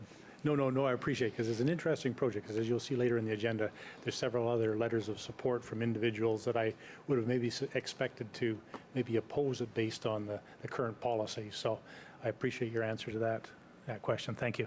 Thank you, Councillor Burnett. Other questions? Councillor O'Donnell. Thanks. Good evening. Thanks for taking questions. Thanks for your thoughts. You and I are going to put aside a couple things for, against, and so on tonight. And for sake of argument, let's assume that everything is finished and it's 5 years from now and you and I are going to walk down College Avenue. Tell me about our conversation and what we see the impact on our community if it's redeveloped from your point of view. Thank you, Councillor O'Donnell. I think that what we're going to see is more vitality around that wonderful, wonderful landscape and those buildings with more people coming and going from them on a daily and hourly basis to the classrooms, to the incubators in the new building, to Dark Hall for events. I mean, all of this is going to regenerate a wonderful, wonderful property done in concert with somebody who is, I think, a responsible citizen who has in their best interests for their own employees, putting them in a vital environment. And frankly, the whole concept excites me about what is the art of the possible there. Not the least of which is this will require straightening out Lawrence Street so we don't have a dangerous intersection there anymore like we do now. Understood, thanks. Let me play devil's advocate a little bit. Lack of green space, or a change of green space, shall we say, in a very important place in our community that everybody owns. I'll get you to comment on that. Agreed. And that's a good and valid point. But the green space we're talking about, as you know, is a pretty small patch of green that is bounded by Dark Hall on one side and a road on the other side with nothing but grass on it currently. The building that is conceived and going to be developed will have green around it. It will be done in an architecturally consistent way to complement Dark Hall and the balance of campus. And I would hope that 5 years from now, when you and I are walking down College Avenue, we're going to run into people from both Regina and who aren't from Regina or Saskatchewan saying, isn't this wonderful that these old buildings, instead of being allowed to deteriorate and be torn down, as we've allowed to have happen to so many great properties in this city, I still hate the fact that we tore down the real old City Hall in this city, the only truly historic building in the city in my mind. But in any event, I digress. I think that with what is conceived and planned here, we are all going to be able to say, isn't it wonderful that we were part of this? And all of these young people that are coming to this campus, a revitalized campus, and all of these old people like me who are taking extended education classes and that kind of thing, in buildings that are both revitalized but safe again. Dark Hall isn't safe. The fact that we were using it for anything is completely beyond me. So, put me down as undecided. Thank you. I think I understood differently, but go ahead, thanks. Sure, on that ledger, we'll do that, yeah. Other questions of the delegation? Thank you so much for your Thank you, comments. Your Worship. We'll move to our next delegation, Dr. Lynn Goldman and Dr. Jean Freeman, please. If you could both come forward and identify yourselves for the record. You have 5 minutes for your presentation, and there may be questions afterwards. Good evening. By the way, if you want to address us, you're all going to have to speak up because we're deaf. Go. Good evening, Your Worship, members of City Council. I'll start by recognizing that we are privileged tonight to be on Treaty 4 land.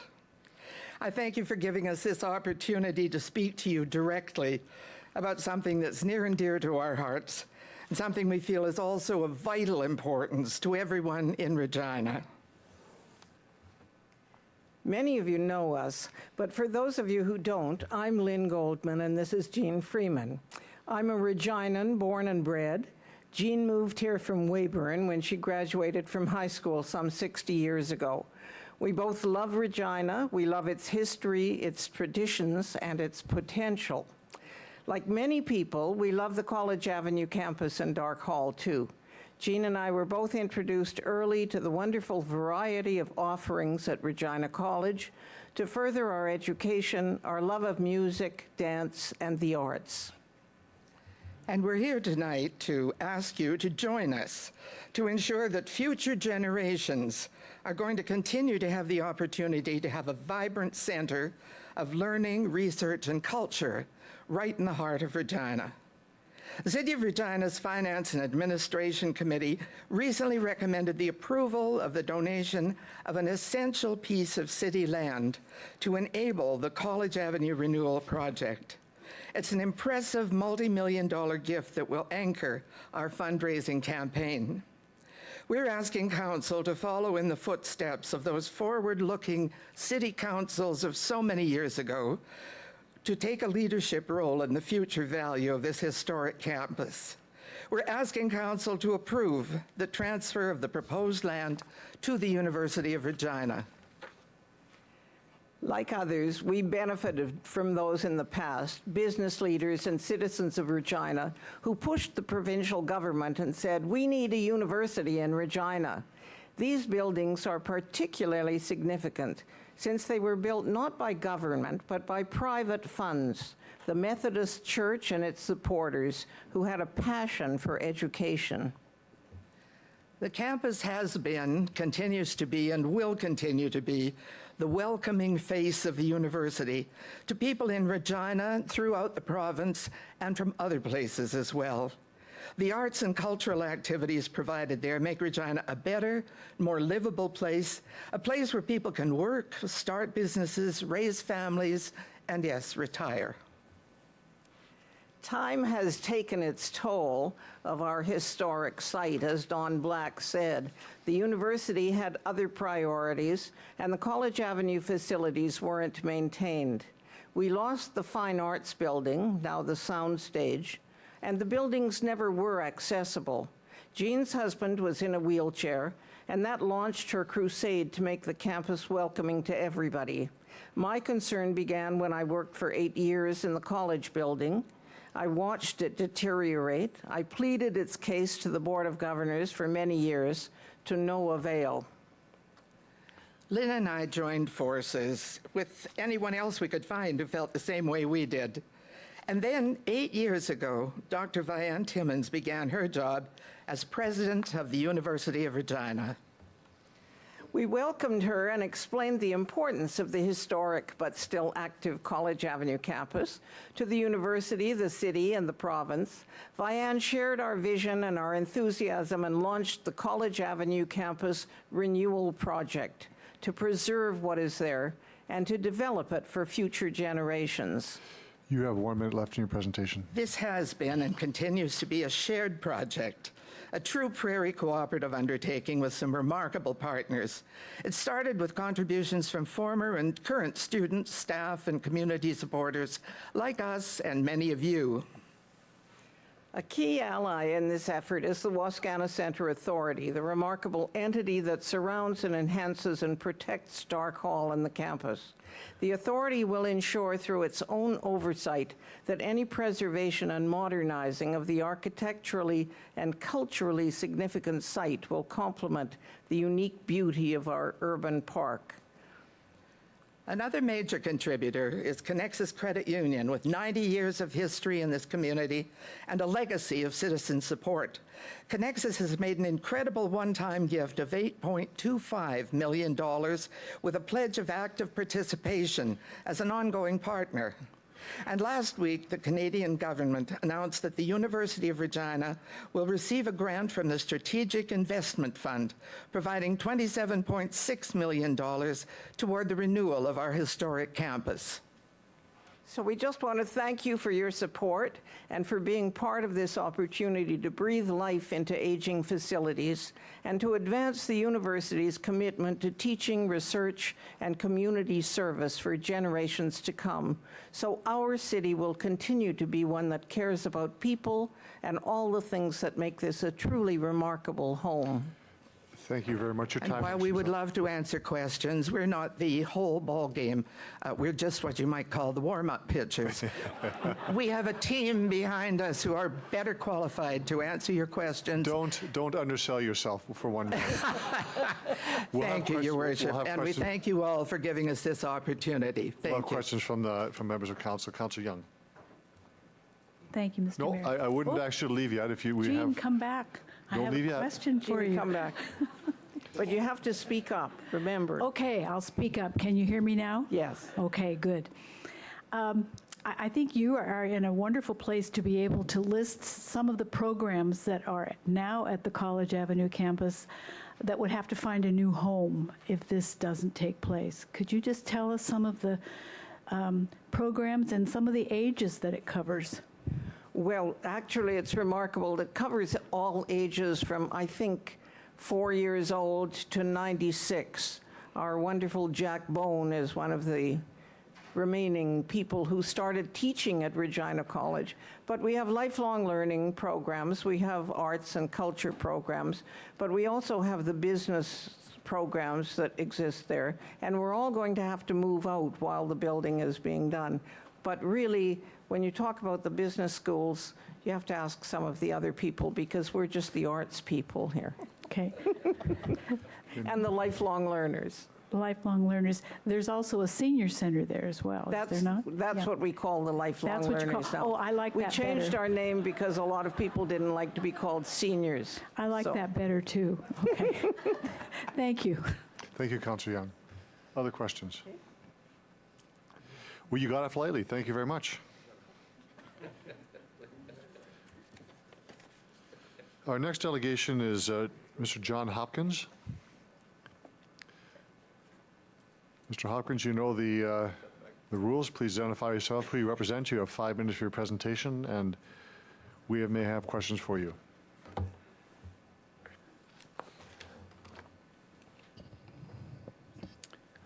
Good evening, Your Worship, members of Regina City Council. My name is John Hopkins, and I am the Chief Executive Officer of the Regina District Chamber of Commerce. I'm here tonight to provide our perspective on the report before you. Your Worship, growth is vital to our community's future. Growth is a major part of the virtuous cycle which helps our community not just survive, but thrive in opportunity. While for many that opportunity is a job, higher income, or a business opportunity, for others it is access to arts, culture, or athletics, or a myriad of other opportunities, including one of the greatest keys to unlock opportunity, which is an opportunity in and by itself: education. Your Worship, the report before you is a generational opportunity, an opportunity to preserve a vital part of our past, but at the same time, it is an opportunity for us to embrace our future. A future where the College Avenue campus is not seen as a group of old buildings in a state of disrepair, but rather a new extension of the University of Regina, ready to take on the challenges and opportunities of today and tomorrow. Providing the University of Regina with a donation of 2.6 acres of land in Wascana Center allows our university to leverage the donation to access approximately $30 million in federal funding, which the Honorable Ralph Goodell announced a little over a week ago. It will be used to leverage the consolidation of Connexus Credit Union's office staff into a new 80,000 square foot development. It will be used to access an $8.25 million donation from Connexus Credit Union for the College Avenue campus renewal, which is more than double the appraised value of the land as outlined on page 10 of the report. It will be used to leverage the development of an atrium that will connect the new development with historic Dark Hall, making Dark Hall accessible for all. It will be used to address a long-standing deficiency entrepreneurs have had in our community, a real operational business incubator.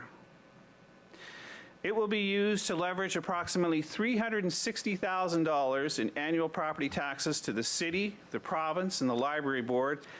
And last, but certainly not least, it will be used to leverage the redevelopment of College Avenue campus. All of this will be done with the University of Regina leasing, not selling, leasing a portion of the land that is being requested. Your worship, growth is not an inherent right of our community. It comes as a result of hard work and opportunity. In this case, it is a generational opportunity to address a long-standing question that's faced our community for decades.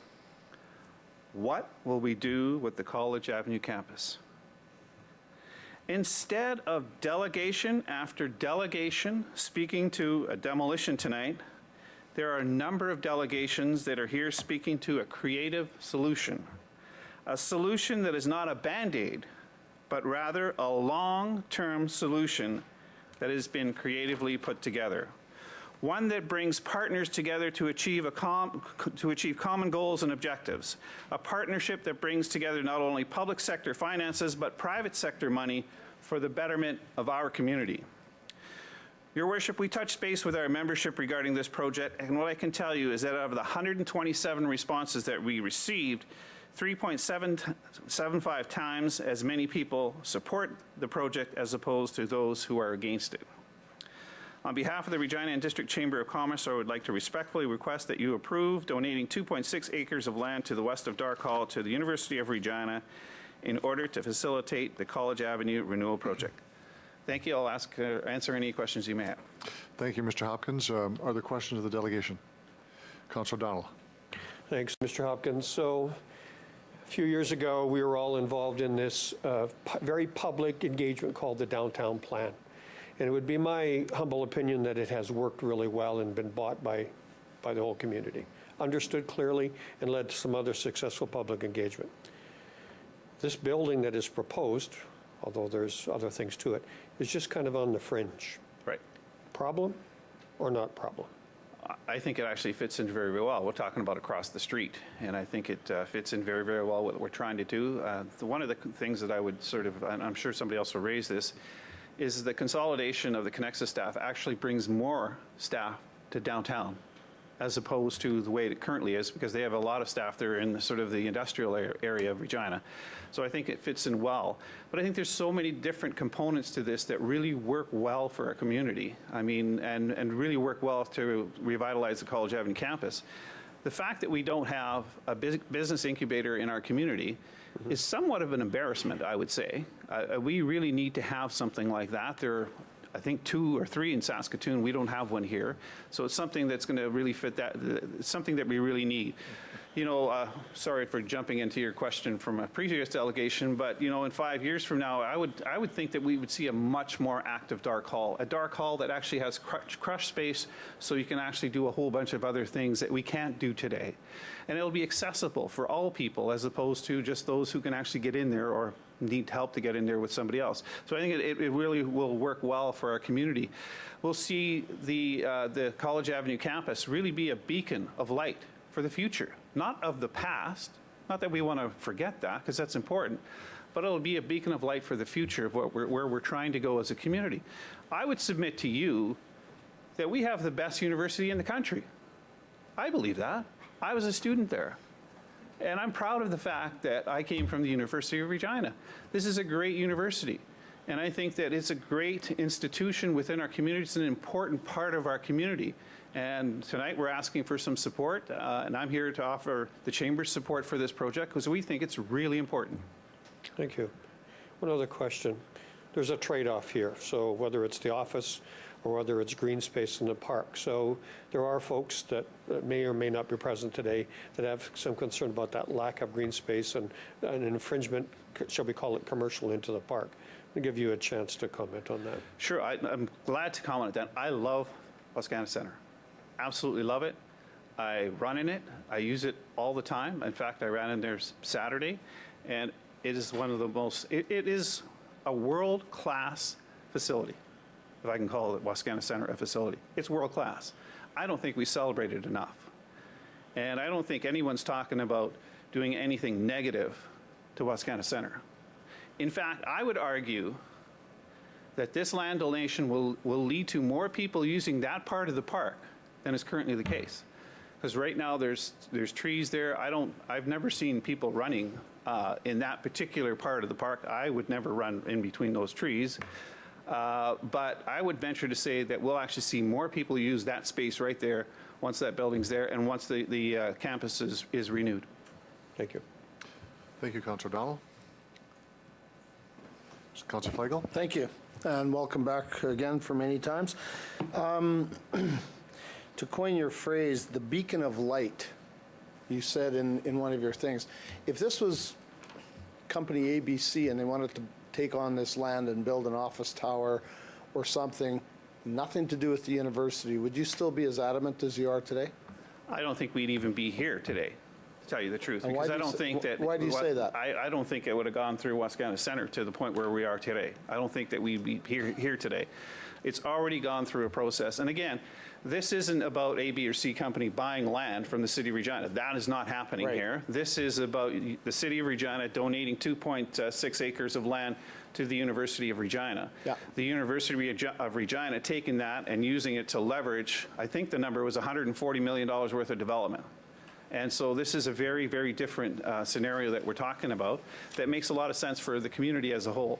So to answer my question, if this was a company that just wanted to come forward and build an office building, you're saying we wouldn't be here, you wouldn't be here, nobody would be here supporting it, but because it's the university and the extension, it's all good.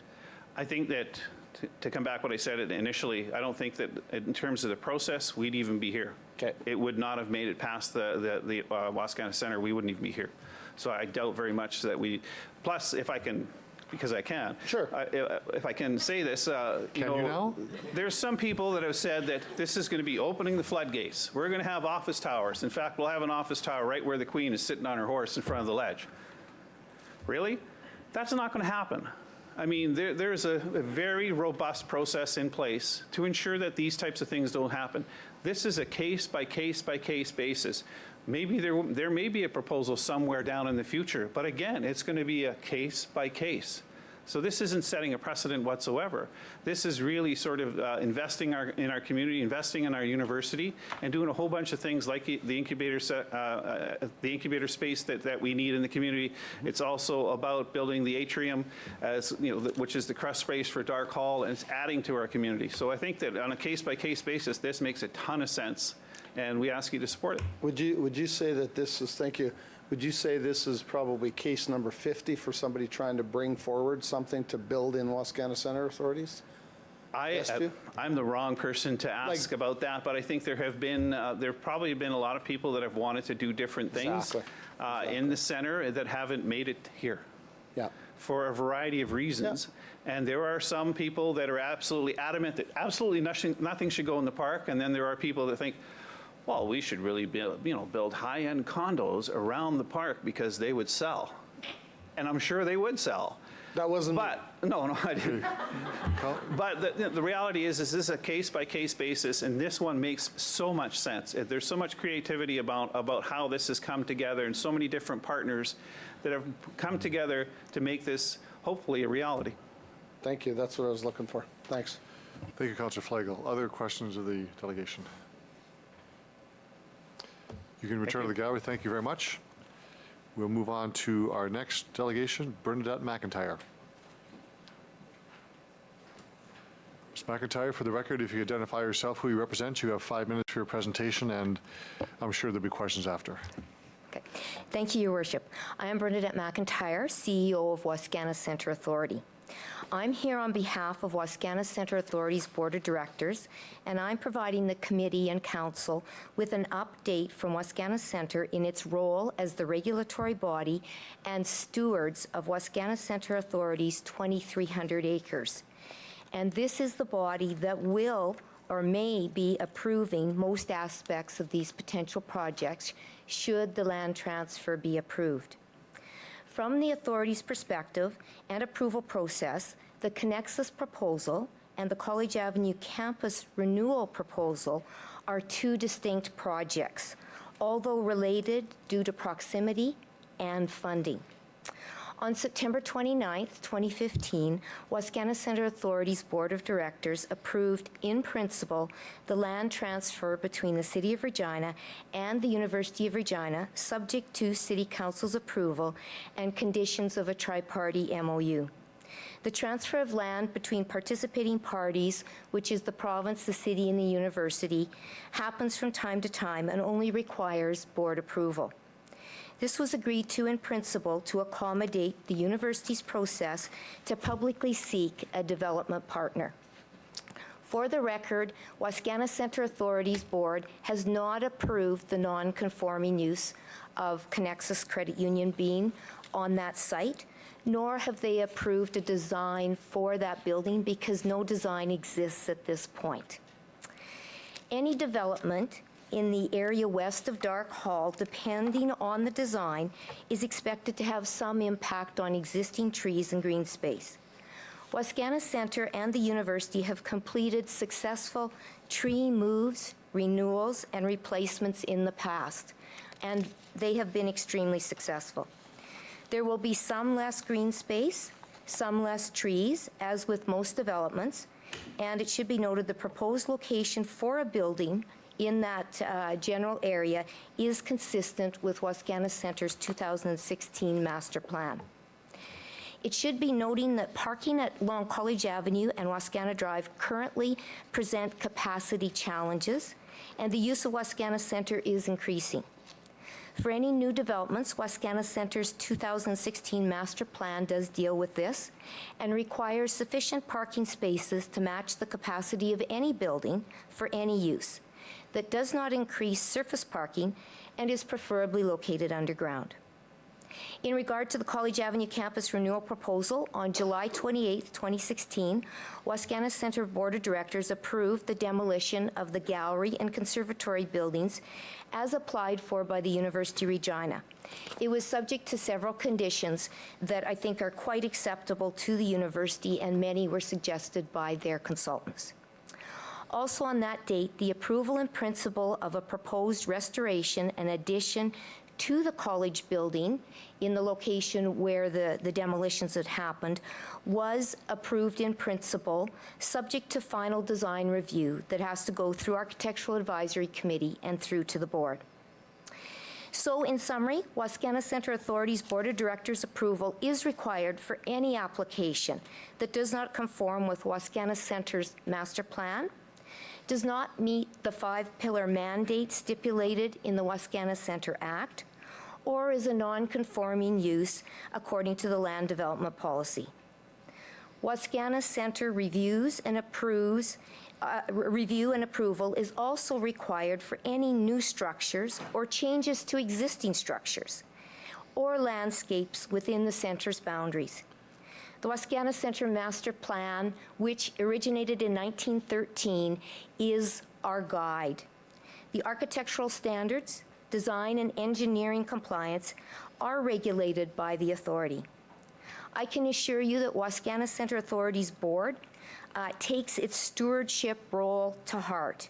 And as Jean and Lynn commented— You have 30 seconds left in your presentation. Okay. As Jean and Lynn commented, should a full application come forward, it will be rigorously reviewed from a use and architectural standard and how it will contribute to Wascana Center and the University of Regina. Thank you. Great. Thank you very much for your presentation. Other questions of the delegation? Councillor Young. Thank you, Mr. Mayor. Thank you, Ms. McIntyre. When and if a building design would come forward, would there be a public consultation around that design so the public would have a chance to give their feedback? Through the chair, it would depend on the design. If the design that comes forward, and it's an iterative process that Wascana Center Authority works with whoever the proponent is, if that design is 100% compliant with Wascana Center's master plan, architectural and design standards, then no public consultation would be required. If there was an amendment that would be of a major category required to approve that, then public consultation is required under the Act. Now, I do believe in previous presentations, the CEO of Connexus Credit Union said he'd be more than willing to make any design available for public comment. However, unless it deviated from Wascana Center's master plan, there would not be a requirement from the authority to do so. Thank you. Thank you, Councillor Young. Councillor Burnett. Thank you, Your Worship. Welcome, Ms. McIntyre. Just a question. You had mentioned that the Wascana Center Authority Board, which has the ultimate authority, has sort of approved in principle. I'm assuming that part of the conditions under that approval in principle was that federal funding come through, check, that the city approved the transfer of land, et cetera, check. Are there any other sort of significant sort of factors like that that have to be in place before the board looks at the total package? Through the chair, Councillor, Wascana Center Authority has not approved anything about this project, the specific Connexus partnership with the University of Regina. The only thing that they've approved is the land transfer in principle if it is approved by City Council. The University of Regina and their proponent, Connexus Credit Union, would have to complete a full application to Wascana Center. The board would deliberate first on use. It's a non-conforming use, but they have a land use and development policy that would fall under. They would deliberate on that and give approval or not, or approval with conditions.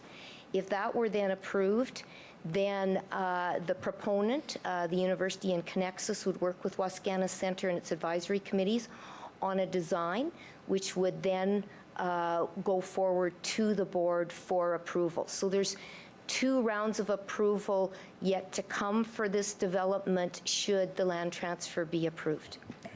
But it's fair to say having this approval plus the federal funding, et cetera, would go a long way to, I guess, catching the attention of the board? Oh, absolutely.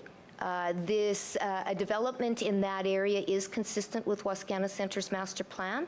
However, Wascana Center, as stewards of this wonderful space, have a rigorous review process that any proponent would have to progress through and get the board's approval.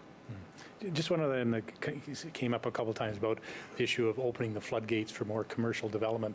I'm assuming the board's had many strong arguments and discussions around that. Are they now, with this sort of conditional approval in principle to, or I guess it's not there yet, but would they be comfortable with seeing this kind of development, do you think? Well, through the chair, the Wascana Center Authority Board has had many wonderful discussions around how Wascana Center should evolve. It started in 1905 with our first premier, and the vision for Wascana Center built form and park development has changed and evolved since the first master plan in 1913. So over the last couple of years, through public consultation, the Wascana Center master plan has been updated.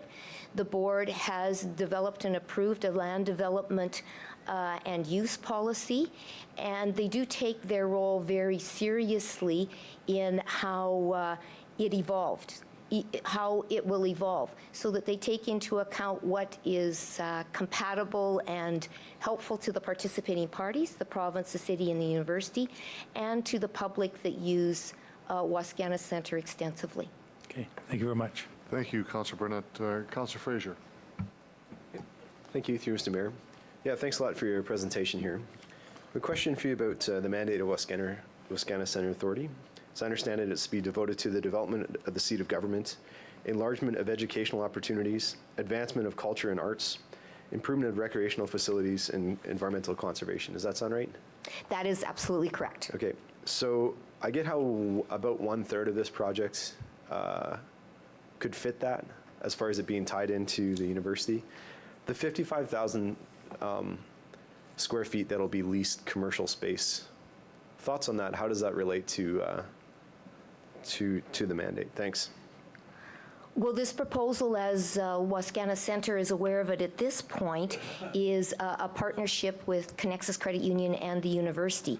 And that there is, although Connexus Credit Union alone, in what we've seen at this point, doesn't align directly with any of the 5 pillars of Wascana Center's mandate, in its support for the University of Regina, it directly supports the University of Regina.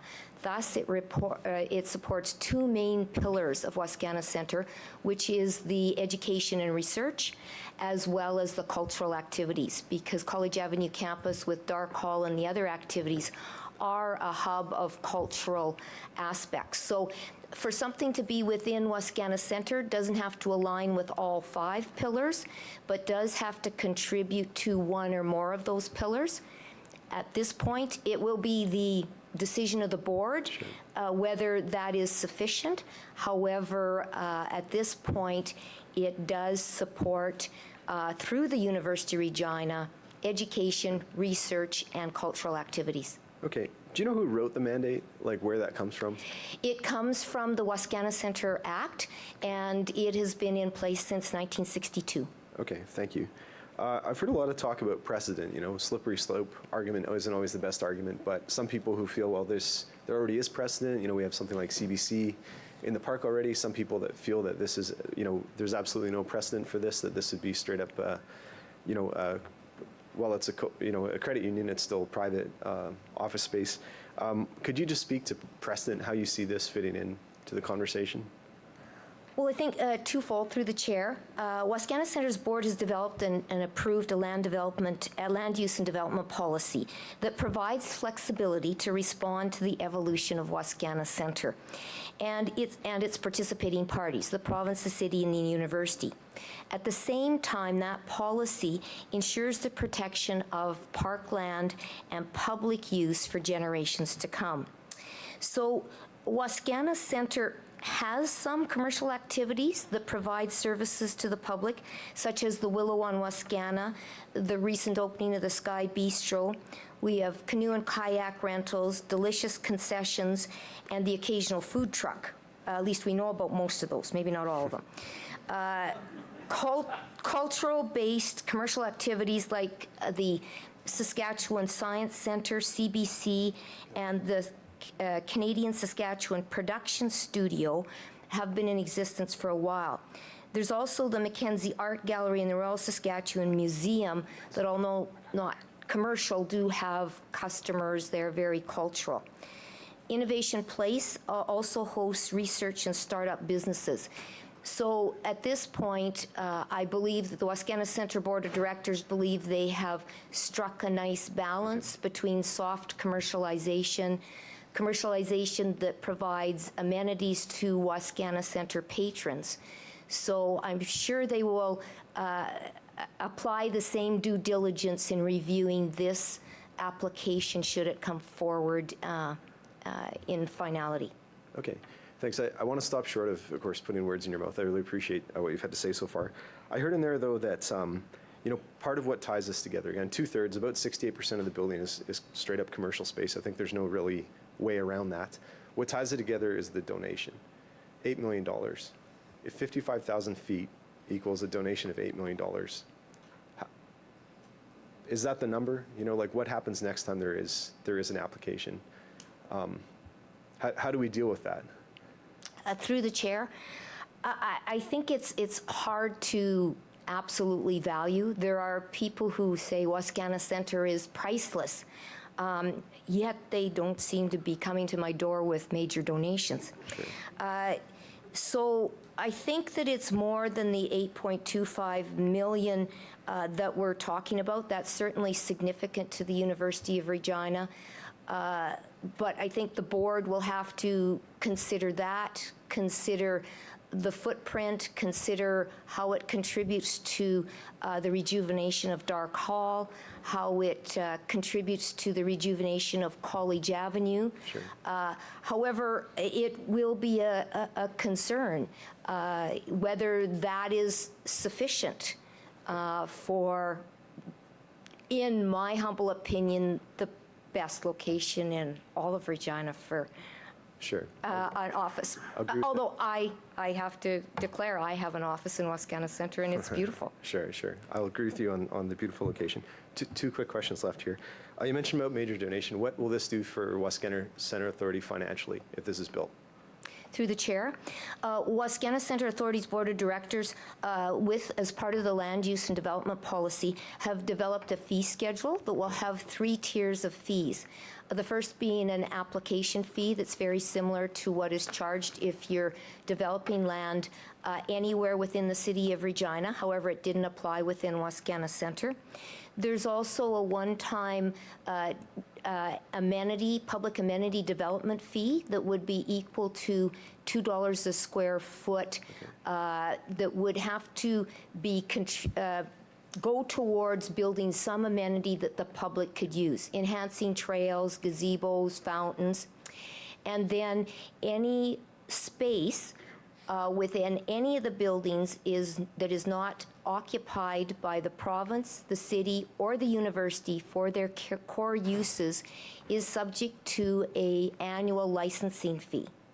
So whatever space, should it be approved, that Connexus Credit Union or any of their partners occupy that aren't the province, the city, or the university are subject to this licensing fee that will be paid to Wascana Centre annually to help us keep Wascana Centre beautiful, to keep up with the infrastructure.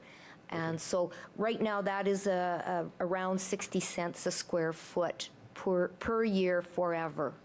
Okay, so that translates to about 30, I think, we don't know the exact square footage, but anywhere from 30 to 40,000 plus a year so coming to Wascana Centre. A little less than a frontline staff position, is that fair to say? Correct. Okay, and one last question. Are there more projects in the queue? We are aware of one more in the queue. CNIB has brought forward a proposal to Wascana Centre. They're in the process of the public consultation phase. The university had completed that in June. That consultation was held on August 24th. They are partnering with Brant Industries to replace the dilapidated CNIB building on Broad and Broadway. So we're waiting for the full application that we expect that to come sometime in September. The plan is for Brant to build a building larger than what CNIB does lease out some of the space, and provide CNIB with free rent as a philanthropic donation. And at this point, we don't know the exact specifics or what the other uses would be in that square footage. That's the only serious proponent that we're aware of at this juncture. Okay, thanks a lot. Thank you, Councillor Fraser. Other questions? Thank you very much. You can return to the gallery and we'll move on to our next delegation, Mr. Eric Dillon.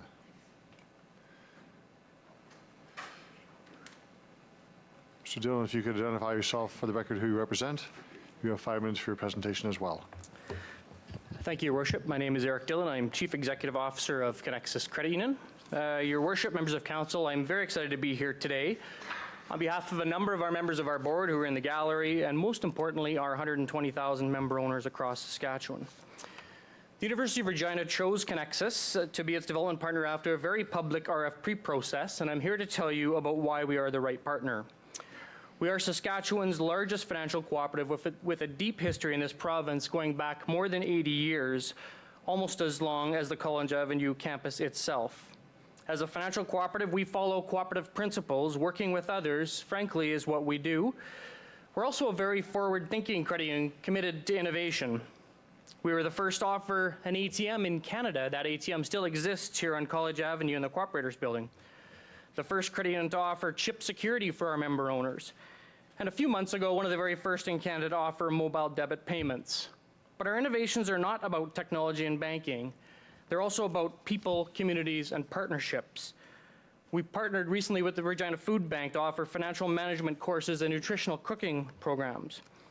Last year, the year before, we partnered with the Government of Saskatchewan to offer Canada's very first social impact bond as a new way to fund community initiatives. The Sweet Dreams project helps reunite foster children with their mothers, and in only 2 years has already helped 21 children stay out of provincial foster care. The partnership with the University of Regina would see the development of our Connexus head office at the College Avenue campus. But for us, it's so much more than just a building. It's about our members, it's about an investment in the University of Regina, the city, the province, and an investment in education. The specifics of our building, as you've heard, it's an 80,000 square foot proposed design with 65,000 square feet set aside for Connexus needs, 55 today and potentially 10,000 square feet later, and a 15,000 square foot business incubator. About 200 of our corporate services employees would work from this building, and it would not include any retail branch space. Currently, as you heard, our corporate services employees are spread out across the city in a number of different locations. As I talked about, the business incubator will be another first for Connexus and a first for Regina, as you heard from John Hopkins, focusing on supporting entrepreneurship and small business owners. Saskatchewan has seen a resurgence of those interested in starting and growing their own small business, and for 80 years, we have a history of supporting them and entrepreneurs. Would it surprise you to know that today 50% of the small businesses in Saskatchewan are supported by a local credit union? Our incubator design will be built in consultation with the University of Regina Paul J. Hill School of Business, the Centre for Continuing Education, Regina Economic Development, the Government of Saskatchewan, Innovation Saskatchewan, and most importantly, local entrepreneurs. But more about the site itself. What we've proposed to develop makes the most sense for the College Avenue campus, providing synergies, including an atrium area offering accessible connection to Dark Hall, which was one of the 4 requirements of respondents to the university's RFP process. Our proposal embodies the spirit and intent of many of the goals and objectives of the official community plan by supporting cultural development, preserving heritage buildings, and generating economic development. We'll have a significant impact on enhancing culture and supporting historic places through the financial contribution, as well as synergies with Dark Hall, which is why that site was selected. Our innovative partnership will help spur economic development with the business incubator. And we will support the downtown in the spirit and intent of the OCP by bringing 300% more of our staff to the downtown core. In short, our design will serve Connexus, the College Avenue campus, park users, and we believe the general public. Ultimately, for us at Connexus, we want our members to be financially well. What Mr. better Dillon, partner? you have 1 minute to go. Thank you, Your Worship. What better partner than the university as we work with to educate our members? Our proposal offers the gift of financial flexibility, which is the single largest donation we understand in the history of the university. We commit to developing a space consistent with the design guidelines of the Wascana Centre Authority, pursuing LEED sustainability and heritage design concepts. We fully respect the importance of this special place called Wascana Park. We have looked at other spots, but we can't make the community impact we can in those sites that we can here, and for us, that just feels right. We are all about partnerships and collaboration. We're here to make a difference. We are very excited and privileged to work with the university to bring the College Avenue campus back to life. Thank you, Your Worship, for the opportunity, and we'd be thrilled to answer your questions. Thank you very much for your presentation. Are there questions of the delegation? Councillor Donald. Thanks. Good evening. Earlier delegations referenced you in this plan. I would tell you that I heard they set the bar very high. Do you feel that same way? We do. You know, if you appreciate that the university's proposal was a public RFP process open to all developers, there were few organizations willing to make the kinds of commitments that we're prepared to make. An $8 million gift. Over and above that, 20%, almost 20% of the facility committed to a community project like a business incubator. If there were others willing to make those kinds of community contributions, they might be standing here, and they're not. Okay. So there were, in our report, and previous delegation talked, so there's fees, charges, things like that there. You're aware of all of those, and you understand and agree to those? We are, and we do. And you understand that through the process that Wascana Centre may go through, depending on decision tonight, that there's still some evaluation processes that you have to meet a standard for the building. You're aware of all that? We are very comfortable with the Wascana Centre's plan. Perfect. Thanks. So I have two other questions, and I asked them previously. I'm going to ask them of you. So I'm going to ask you to join Mr. Black and I 5 years from now. Sure. What are you looking for? What do you see where the community that we share is going to be benefiting? What do you see? I agree with Don Black. I think there is a generational opportunity to revitalize the College Avenue campus. When I look at it as an executive of an organization with almost 100 years history in the community, I'm saddened to see what Dark Hall looks like today as a performing arts center. I'm saddened to see that my kids might not be able to be educated at a place like the College Avenue campus. And I think that our organization looked at other sites that would be much easier to develop if we just want to act like every other organization in Regina. But we're a financial cooperative responsible to our member owners, and we think we can satisfy a business need and make a generational impact in our community at the same time. For us, that matters. Okay, thanks. You would have heard me say earlier about the loss of green space and the impact on the park, and whether it is a one-time or other time or many-time infringement on the park. But I'd like you to comment about your thoughts on infringement on the green space in the park, if you don't mind. Yeah, it's a fair question, and to be transparent and honest, one that our board debated vigorously, as a community-based organization. But I would also tell you that we have trust and confidence in the Wascana Centre and their role to protect the special place called the park, a place that I had my kids had on the weekend. And so they have contemplated a building in that site. They think and they believe in that design development document that it can be done in a way that's consistent and enhances the park as a place for all of us. All we're doing is we agree to be bound by those development guidelines. We think we can adhere to that, while at the same time do what was not able to be done for decades, which was make the College Avenue campus a cultural, economic, and social hub for our community. Thanks for your thoughts. Thank you, Councillor Donald. Councillor Young. Thank you, Your Worship. Thank you, Mr. Dillon. I just want to clarify one thing for people who may not know this. Who's building this building? Who's funding it? So the land itself would be owned by the University of Regina, and then it would be leased on a long-term basis to Connexus for the purpose of constructing the development. But at the end of the long-term lease, the land and the building are still owned by the University of Regina. Thank you. Thank you, Councillor Young. Councillor Fraser. Thank you, through Mr. Mayor. Yeah, thanks a lot for your presentation, for the good work you and your organization do in the community here. A couple quick questions for you, and I'm not sure, you're probably not obligated to answer them, but if you can answer them, that's great. I'm just wondering about the lease. So to be clear, the $8 point something million donation is separate from the lease, is that correct? No, so the lease, Sean, if we looked at the value of the land, our obligation was to pay quasi-fair market value for what the land would be worth. Sure. Council's aware of that number. And then we topped it up. The difference would be what we consider as the financial gift or donation to the College Avenue campus. So the donation is actually 5 something. Roughly. Okay. Correct. And then you'll pay a monthly lease on top of that? Correct. However, if you consider that the long-term lease could be paid up front for the purposes of being leveraged by the university, there is a financial benefit there that wouldn't be available if we were making annual lease payments. Okay, so here's the question. Do you know what that lease is going to be, what you're going to pay per square foot? If you work it out over the term, Councillor Fraser, and through your worship, it's actually paying the fair market value of the land. Right. So I'm not talking, though, about the $8 million. I'm talking about the money that you'll pay to the U of R. You get the rent bill in the month, the rent bill at the end of the month. Do you know per square foot what that's going to be annually? The $8.25 million would be in lieu of rent if it's paid up front for the purposes of the university to leverage that. So no rent?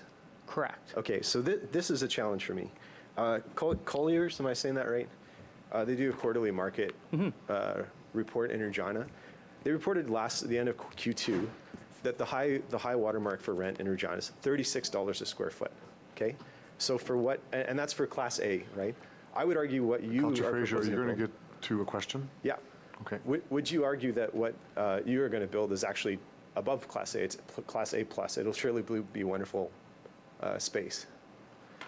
It's fair to say this is going to be Class A space you'll build and rent? We intend to build a world-class facility. Sure. So here's the problem, though, that at high market value for Regina's downtown, $36 a square foot, that's actually $2 million a year. So what you're donating is actually 4 years' rent for a long-term lease. Do I have that right? So I haven't seen the report you reference, Councillor Fraser, through your worship, but I would suggest that in our view, we're paying more than double the fair market value inclusive of a financial gift to the university, and we think that that's beyond perhaps what the financial value of that piece of land was if it were offered on, quote, fee simple basis. Sure, okay. But you don't have a number what it actually breaks down to cost per square foot for rent? We don't, because that's not the terms of our agreement. Right, okay. Okay, I'll be curious to know that number. Thanks. Thank you, Councillor Fraser. Other questions? Councillor Murray. Thanks, Your Worship. I was actually just outside the room and I could hear what was happening, but I'm just curious if you can give me some thoughts around the idea of leasing that land, long-term lease as opposed to an actual sale of the land. Would that be a proposal that would be interesting to look at? That is the way it's proposed today, Councillor Murray, through your worship. So the land is leased, though? It's not. I thought my understanding was that we were going to be selling the land for $1. It's a leased, long-term lease. No, we are actually giving the land to the university, who in turn is leasing it to Connexus. And then Connexus will then, at the end of 100 years,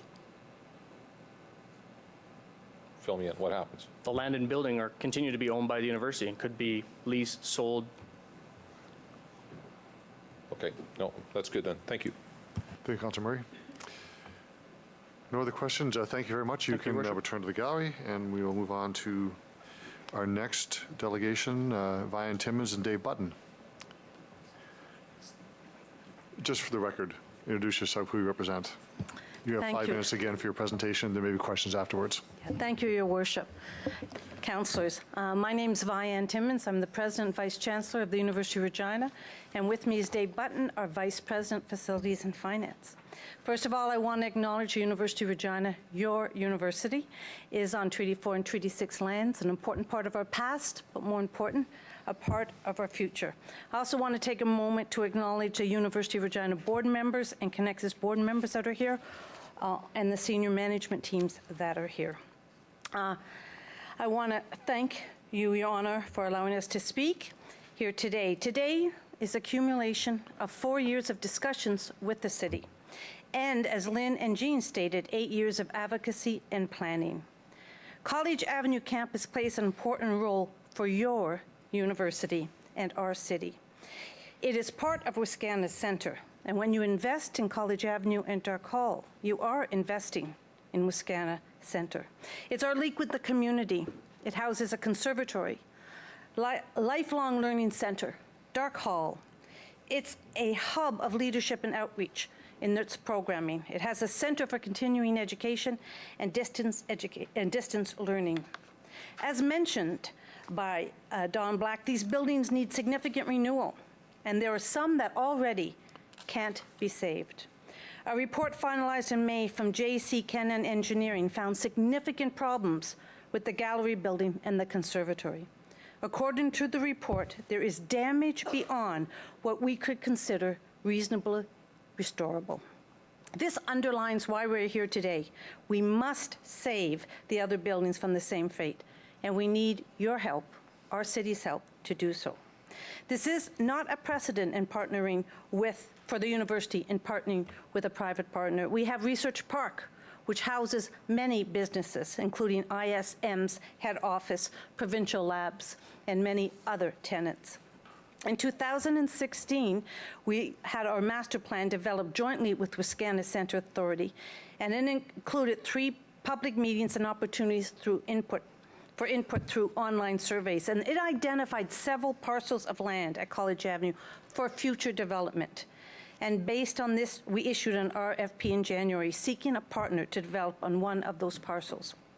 As you know, the successful proposal was submitted by Connexus Credit Union. The development they proposed would extend onto city land, but I want to mention that we had discussions with the city for the land 4 years ago as a contribution to College Avenue campus. What we were looking for is the city to contribute to this project, as many cities across this country do to their universities. And our city has a precedent in that you have donated to over $200,000, for example, for the turf field at the university. So our partnership is long-standing in that. Connexus, as you know, is a great partner for us. It's an environmentally conscious, community-based Saskatchewan organization, and we're thrilled to be partnering with them. The question is that it was asked, will they pay rent? They won't be paying rent because they will be building themselves and paying for an $80 million building. So they are actually don't have to rent it because they're building it. So in lieu of rent, they're investing $80 million into the building. So that, I hope, clears up that. They say they share the same principles we all have for this development: seamless integration with the park, respect for its natural beauty, preservation of heritage building, and ensuring the park experience is enhanced. You've heard about all the contribution that they will be providing for us, including up to $8.25 million in direct financial support, which we will utilize in the matching funds with the federal money of $27 million. You have just 1 minute to go. Yes. So there are many benefits for this partnership. Now it's actually $27.6 million in federal money. And however, I want to highlight that without the city land, we would lose more than $60 million in funding, $8 million from Connexus and $8 million from the matching. We'll endanger our ability to make Dark Hall fully accessible and revitalized. I want to just also highlight that the Wascana board has been fully apprised of all of this development as we've progressed over time and all of the discussions we've had with the board. Together, we are stronger. That's a theme for the University of Regina strategic plan, and embodies the need and the spirit that we have to make a renewed and revitalized College Avenue campus. And I'm excited about speaking with you today, and I really encourage you to recognize that this donation is an investment in Wascana Centre through your investing into your university. Thank you. Thank you very much, Dr. Timmons. Are there any questions of the delegation? Councillor Fraser. Okay, thank you, through you, Mr. Mayor. Yeah, thanks a lot for your presentation and all your hard work on this and everything you've done for the university and for the city. Can you just explain that matching piece you mentioned? $8 million. Part of that is city public land donation, and the matching No. $8 million is the money from Connexus that we're using to match with the federal money, because that $27 million we have to match with actual cash. Okay, supposing this weren't to go through for whatever reason, this table, the next table, or something beyond our control, does all the federal money go away? No, but we may have to reduce what we can access. Okay, thanks for that. As in dollar for dollar? Yes. Okay, thank you. Thank you, Councillor Fraser. Councillor Murray. No, actually, I'm good. Thanks, Your Worship. Councillor Burnett. Welcome, and thank you very much for the presentation. Just a follow-up question to sort of the delegation where it was kind of put in terms, if this piece doesn't get approved this evening, is there a plan B? Like, it seems like a lot of pieces will unravel. If they're sort of like a dominoes effect. One falls and they have to all fall. This has been the most complex project I have ever worked on, more complex than I can ever explain to you. And we would still go ahead with College Avenue campus. We'd have a real challenge with Dark Hall. And the investment would be less in College Avenue. I just have to admit, I was on a tour about 4 years ago with Mr. Eisler, and I thought, boy, this is a long journey ahead. So I do acknowledge the hard work that's been put into this project. Thank you. Thank you, Councillor Burnett. Other questions? Councillor O'Donnell. Thanks very much. Good evening. So I asked the previous delegation a little about raising the bar and so on and about conditions. So Bernadette talked about some of the conditions that Wascana will have for this project. You're aware of those and agree to them? I am perfectly aware. As you know, I sit on the Wascana board, and we have been in discussions for probably 2.5 years on the complexity of this project. Right. So in the report, we talk about some of the things, and I'm just going to pick on one because it was highlighted before, the realignment of that road. Who's responsible for the realignment of that road? If the road needs to be realigned, it will be the university's responsibility. Right. So you're actually the developer of the project. Absolutely. This is our project. That's right. So as we treat any other developer in the city, you have the same responsibilities. As we do when we build a new residence, as we do when we build any new buildings on campus. It's the same responsibility. Same thing, because for the most part, there is university land, and then just in this case, we're talking about some city land. If you are awarded that land, then the same fees and charges apply. Absolutely. We treat it exactly like we treat the other multitude of acres that we steward as a university. Thank you. So if this is redeveloped, can you give me an idea of what life would be like on that revived area from the university point of view? I'm going to separate Dark Hall and so on. I'm just talking about the university first. So your university would have in the College Avenue campus, the Johnson Shoyama School of Public Policy will be the anchor academic tenant. We would house all our lifelong learning, which serves our seniors up, and our oldest, as you know, goes up to 97. Our conservatory would continue, and our youngest there is prenatal. Because some mums went to a prenatal program. Right. So it truly is a community campus. We also do all our outreach and distance education there from the College Avenue campus. So you would see a beautiful historic campus with state-of-the-art education offered in that facility. We're hoping our business school will access that through our business community will access and have retreats there because it'll be state-of-the-art. We also will have there what we call our continuing education, which are programs for often mid-managers like project management, public relations certificate. We do all of that out of College Avenue campus now. So the big increase would be that we would house our Johnson Shoyama School there and have all of the classes and activities around that. And having something like Johnson Shoyama on a downtown campus is similar to what other cities aspire to, hope, or have. Absolutely. You see many cities where the city and the university collaborated to have a downtown campus. Windsor, for example, has done that, and many other cities have. Thank you. So it's now Friday night. Dark Hall's been revived, and there's a performance on. Walk me through what happens in the buildings in and around it. Well, there'll be a performance in Dark Hall. You would see classes going on in College Avenue campus. Absolutely. You'd see a lot of children around attending the conservatory. You would see evening programs for continuing education. So you would see a very active, vibrant place as you walk in and out of Dark Hall. Thank you. There are some considerations for Wascana, and I'm just going to pick on one where the sight lines to the ledge have to be respected. You're aware of those and understand those. All our plans honor that. Yeah, you don't see any issue with that. No issues. Thank you. Councillor Flegel. Thanks, and welcome the two of you. Renos first or new build first to existing? We're moving with the revitalization of College Avenue immediately. We have to have it completed by April 2018. The existing building today? Yes. Has to be done. Yeah, so we will be demolishing the gallery building almost immediately. We'll put Okay. a tender out already. Okay. And then when do you suspect the new build would come forward? We would work with Connexus on that. Okay, okay.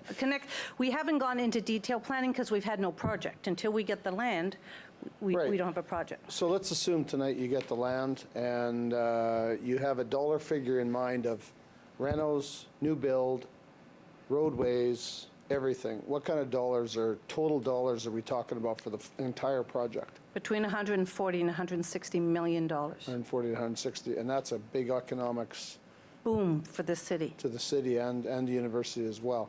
Was there consideration of putting the Connexus building closer to the main campus? Was that ever a consideration? No, because the purpose of the partnership was to leverage synergy with our College Avenue campus. Okay.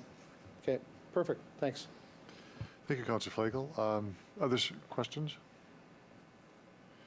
I have one, and I want to get your thoughts on what happens after Connexus builds its building, the sequencing and timing, if the world unfolds as it should for you, when will the other buildings be refurbished, looked at, and so you can say this is a final project? What's the time frame? So we know, we feel the College Avenue campus, most of the revitalization will be done by April 2018. Dark Hall will take a little longer because it's be working with Connexus.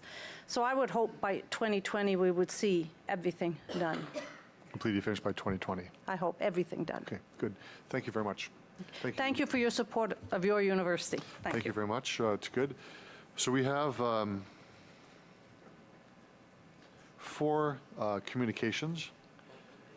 Judith Veresic from the Regina Downtown bid is here for questions only. So before we actually ask whether there's any questions of her, could I have a motion to receive and file the communication, please? Councillor Young, seconder Councillor O'Donnell. All those in favor? Opposed, carried. Are there any questions of Judith Veresic? Okay. Do you have a question of her? I do. Ms. Veresic, if you could come forward, please. Identify yourself, who you represent, and be subject to a number of questions. Councillor Fraser. Thank you, through Mr. Mayor. Hey, thanks so much for coming. Thanks for your presentation. Glad to see you here. I'd like to talk to you about the downtown office policy.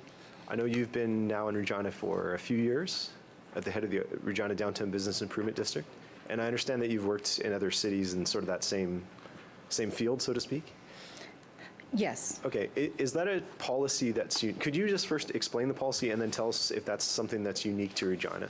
Thanks. Sure. Through you to the chair. Sorry, my name's Judith Veresic. I'm here representing Regina Downtown Business Improvement District. With respect to your question with the office development policy, in 2012, the city was experiencing development pressures outside of downtown for office development, and at the time they engaged, I believe, 2 consultants to take a look at the policy and make recommendations as to how to protect development within downtown while still supporting development within the city as a whole. What they came up with was a policy that limited development to downtown when there is certain criteria that has been met. So I believe it's an 80-20 split between office developments within downtown and then outside of downtown, a vacancy rate of, I believe it's 8%, and then they have some size requirements. For reference, in 2013, Regina was part of a study of 17 other Canadian cities that looked at the downtown and the value of investment in downtown.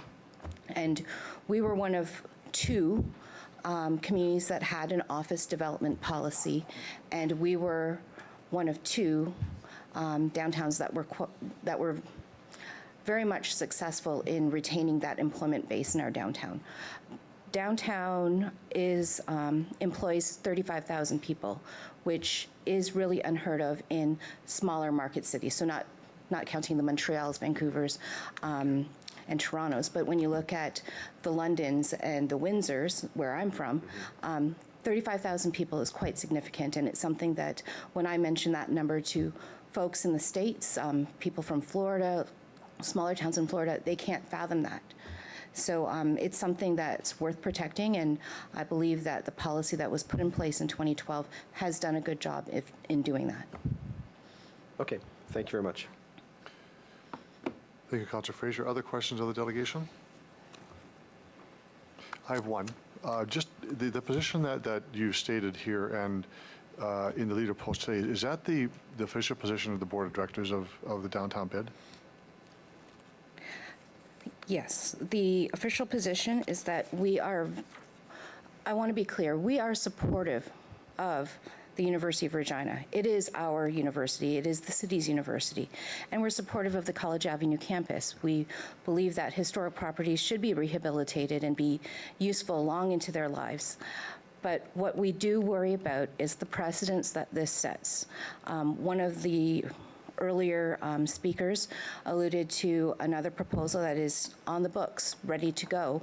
So the board felt that we needed to be consistent in our position with respect to the office development policy.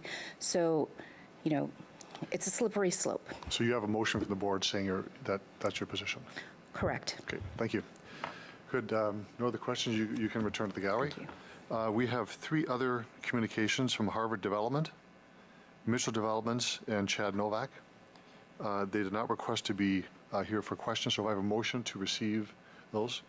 Okay. Seconder, Councillor O'Donnell. All those in favor? Opposed? Carried. So we'd like to move on to Report 16-102, which is a Finance Administration Committee report on the University of Regina College Avenue campus renewal, city land contribution. Councillor Murray. With a title like that, you know it's got to be good. Your Worship, I do rise to bring forward CR 16-102. If I can have a seconder, because the recommendations are quite Seconder, long. please. Councillor Young. Thanks, Councillor Young. So the recommendations coming from our Finance Administration Committee meeting of August 2nd are a number of them here. But number one, that the City of Regina provides support to the Building Knowledge, the College Avenue Campus Renewal Project, or from here on called the project, by way of a real property contribution that will be a transfer to the University of Regina for a 2.6-acre parcel of land.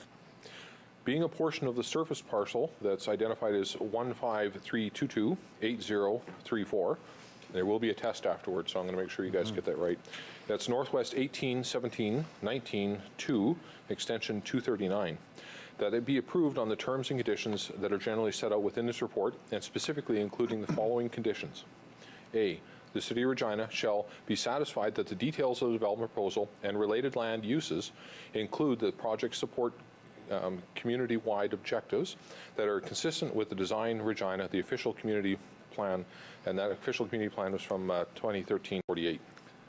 And Part B, the University of Regina shall have engaged the public in relations to the project.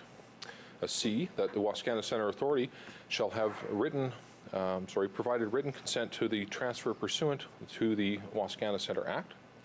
Part D, the University of Regina shall have provided the City of Regina with confirmation of financial support of the project and the provincial and federal government in the form satisfactory to the City of Regina. Your Worship, there's a Part E, that the University of Regina shall enter into a municipal servicing agreement to ensure that any third-party occupants of the property, exclusive of space that is used exclusively by the University of Regina, are liable for property taxes and otherwise agree to make payments comparable to property taxes in consideration for the land contribution. Part F, Your Worship, that approval of the plan of proposed subdivision shall have been received by the City of Regina to create title to the subject lands in the form approved by both the University of Regina and the City of Regina. They include including adoption of the required bylaws for approval for any street closures and new right-of-way decisions that may be, dedications that may be necessary to accommodate the proposed development. Part G, that construction of the project in accordance with the approved development proposal shall have commenced within 1 year of the date of transfer, unless such time is expressly agreed and extended by the City of Regina, failing which the City of Regina may require that the University of Regina transfer the lands back to the City of Regina. Your Worship, there would be a Part 2, the City Manager or Designate be authorized to finalize the remaining terms and conditions on that land contribution agreement and the municipal servicing agreement. And a Part 3, the City Clerk be authorized to execute the land contribution agreement and municipal servicing agreement. in form which would be approved by the city solicitor. Your worship, those are the recommendations coming before us. Thank you very much. You want to continue discussion on that, Councillor Murray? Just briefly, that I think there was a lot of discussion actually at committee. There was a lot of heartfelt contributions that came from the community. We heard both sides. We had a lot of discussion back and forth around what this would look like as we move forward. At the end of the day, we didn't have unanimous agreement, but we were close, Your Worship. There was a lot of people in support from the committee, and I'd like to see this moving forward. So we're looking for concurrence within the report, and I'll leave my comments at that. Thanks. Thank you very much for that, Councillor Murray. Are there other speakers to the report? Who wants to be first? Councillor Burnett. Thank you, Your Worship. When I was going through this and in the committee work, I always look at sort of what are the risks and rewards associated with a project like this. And I think to me, and it's come out through all the presentation, that the risks I see associated with, there is the risk, I think, of making an amendment to our downtown office policy. That's a very key element of our design of the city, and I think we all agree totally that we don't want to see the negative effects of when hollowing out or that happens in a city. What's interesting on this one, though, is the fact that there is also a number of communications from key owners of buildings downtown that were very supportive of the project, and so that to me puts a little bit of a dilemma on that particular issue. The other risk is certainly the one about setting the precedents for allowing corporations and other corporate entities to move into the park, because I think West Canada Centre Authority has done a wonderful job in protecting that green space is being given. I think the biggest risk is losing the whole project. That I think, as others have mentioned, there's a long list of individual benefits of this project, benefits to the university, benefits to Wascana Centre, benefits to others. But I think there's that old saying about the whole is far greater than the sum of the parts.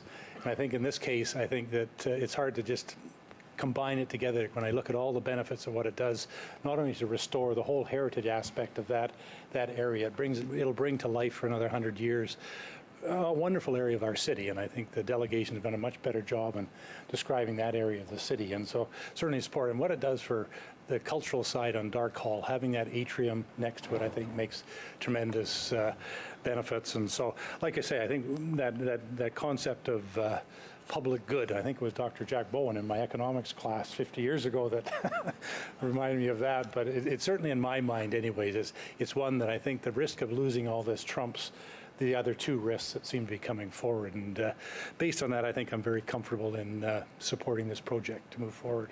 Thank you. Thank you, Councillor Burnett. Councillor Flagel. Thanks. I thought I'd be 4 or 5 down. But basically, this to me is as I call it, a one-off. It might have been mentioned before.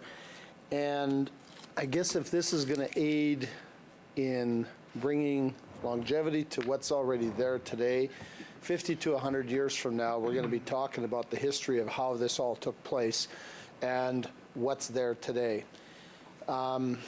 Being close enough to downtown, yes, we've approved developments in the Harbor Landing, old Superstore area, North End, all different areas that maybe have drawn away certain aspects of what might happen in the downtown, but maybe those businesses weren't going to come to the downtown anyway. And maybe Connexus wasn't going to amalgamate everything and put it downtown. They're close. It's going to be close. There's going to be ample space for everybody. There's going to be tons of money available to the university to build the dream that they've wanted. It probably wasn't functional right on the university grounds, the main campus. But I think at the end of the day, and for future developments, I would have to believe that this is provincial land. Most of the Wascana Centre Authority is governed by the province. And nobody is here today from the province saying, no, stop, don't do this. Have they stopped others? Yeah, there's been others I know that have gone knocking on the doors for hotels, restaurants, et cetera, but they stopped those because they weren't functional with a community-based minded organization like Connexus.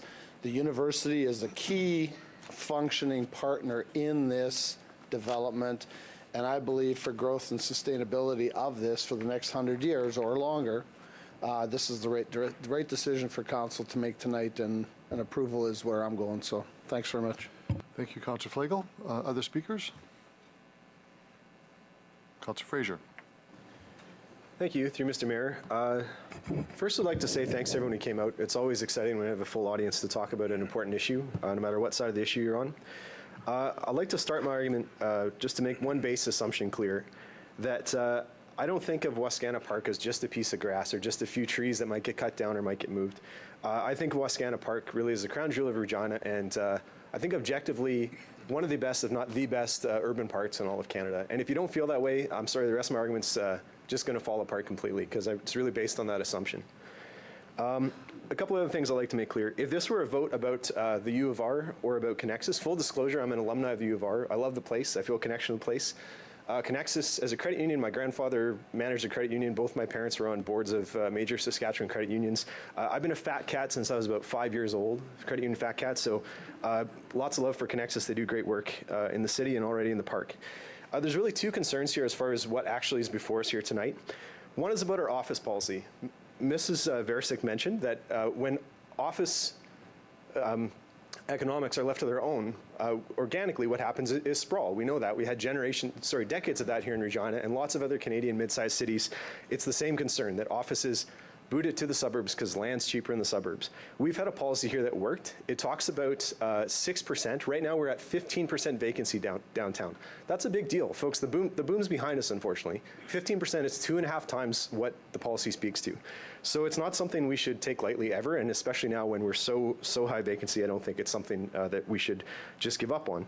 There's currently 17 spots that could be developed in Regina's downtown right now, 17 missing teeth. And keep in mind that this council right here has approved the new RRI, which is going to be a whole whack of new spots. It's about 1/3 of the surface area of downtown we're going to bring on. It's a great opportunity, but if it's done right, it'll lead to a stronger downtown. And if it's done wrong, boy, it's going to be a long time where anybody's going to have a hard time building anything downtown.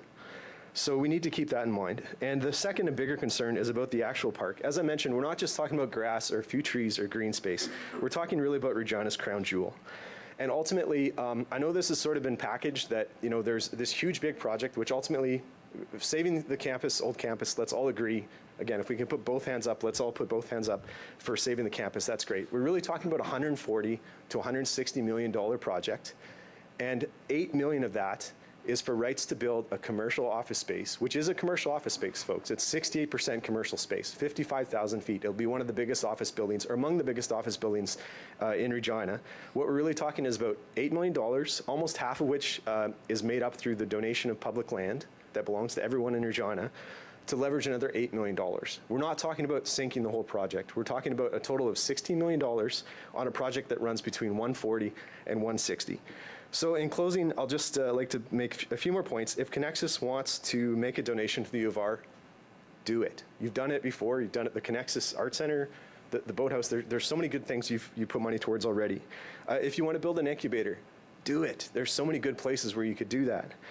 But ultimately, we have a big decision here tonight. I think it is precedent. It's the first time that a strictly commercial space like this would be built in Wascana Park, a park that the idea of it dates right back to Walter Scott, folks. It dates right back to the origins of our city and our province.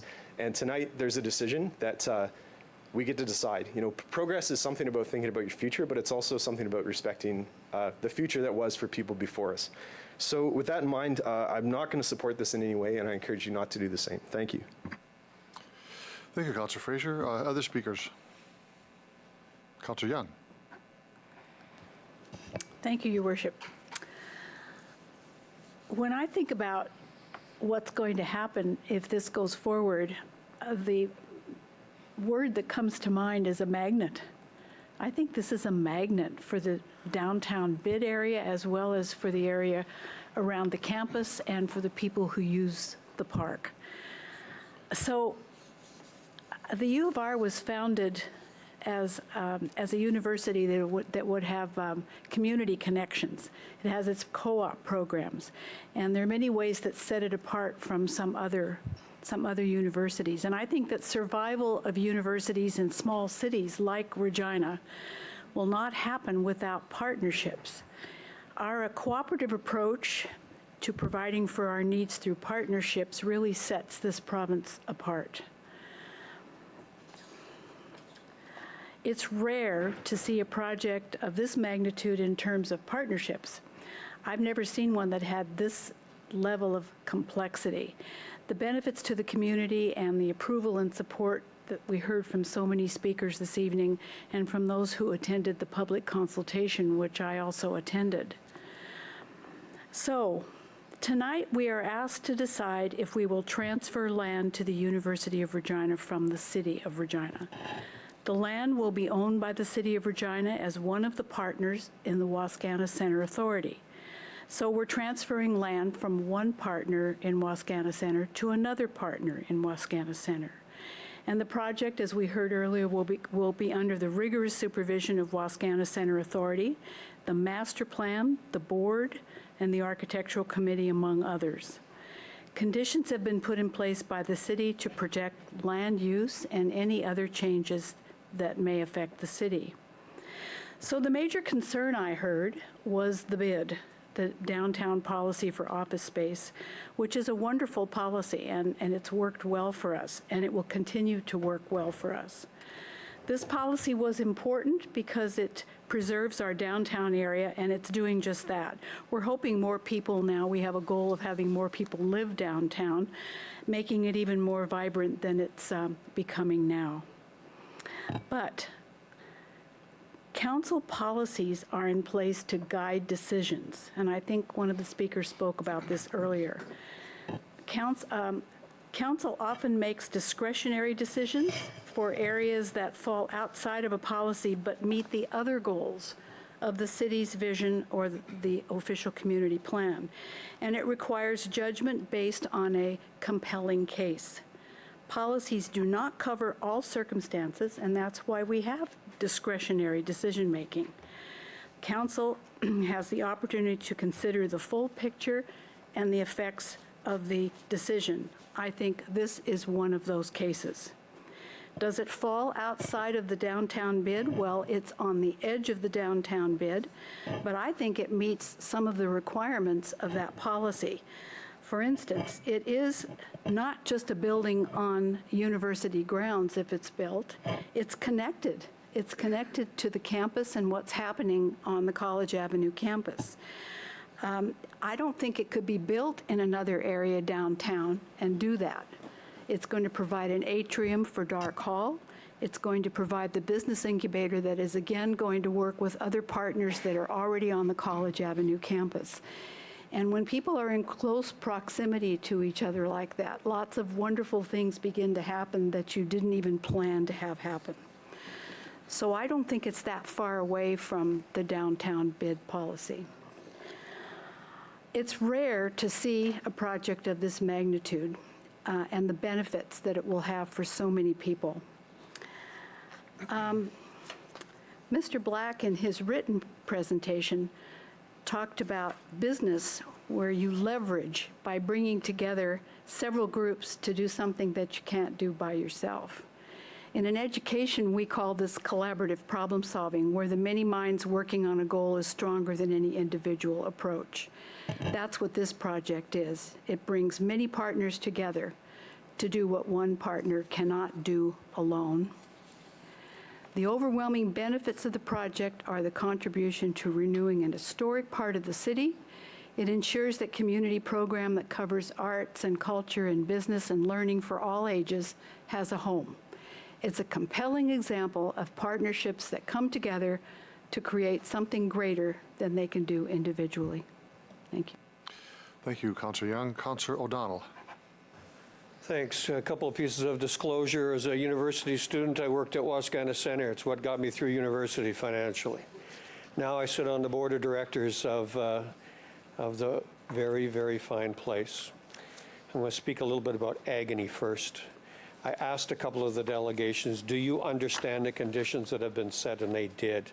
That was agony to get to that point because we had to look at this from not a specific project, this one or any other, but what if? And so there are many, many, many conditions. In other words, there has to be some financial benefit to the park. And the reason for that is there's about 223,000 people that own Wascana Center. We all see them every day walking the park, and we all know references made to how much people love the park. That's really the problem, but it's also the good. So I when I looked at the buildings, and I've walked past many times, and yes, I took a film class in one of them, I had to look at that future and what it would may mean, but also remembering that those buildings predate any legislative authority that is Wascana Center. They're much older than 1962. So I believe that what the future holds is respecting what was already there. I think there's an interesting situation as well. I've heard from many people in the cultural community about we need more and more and more places, but we all need Dark Hall. And so that's a starting point, I believe, for that, but it's a key starting point. Connexus, and I checked with the delegation, he understands that the bar's been set very high. They're paying for the land, although there's no real cost to the land directly to them. They're giving a donation to the university. They're paying entirely for the building that's there. They're going to house programming in that building and help, perhaps even with things like the air conditioning and the heating of other buildings. And then you're going to hand it to the university, so it'll always be theirs. I'm quite fine with that gift. I thought about this a lot tonight when I listened to people talk. Use of the park. Is it wise to bring other people, Johnson Shoyama, little people, the conservatory, into the park? I heard the other day at a public meeting at the CNIB how important tranquility is to those who have lost their sight. I can't let that thing go. It has to be a tranquil place for me, for those little people, and for anybody else that goes by there. That's in part where that bar is being set high for Connexus. You're going to bring people there, but you must respect. To the university, you have asked for much. Much is going to be expected as well for you. But thriving and life, education, and young people, that to me is what this is about. I will support. Thank you, Councillor Donnell. You take the chair, please.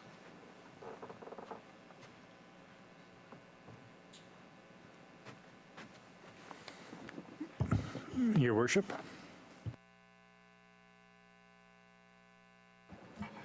Thank you, Mr. Deputy Mayor. You know, there's so many amazing things happening in this city over the past decade, in particular. The growth we've seen, the transformation of our city in so many ways is absolutely remarkable. And without exception, those developments have taken place because of partnerships by the community, federal, provincial, municipal, private sector, nonprofit organizations coming together for a bigger picture of what's happening. And such is the case with this proposal tonight. As chair of the Wascana Center Authority and as mayor of the city, I've followed this project from the very beginning to today. And I've watched and learned a lot and listened to the delegations tonight. And you know, I'm profoundly supportive of this project in so many ways.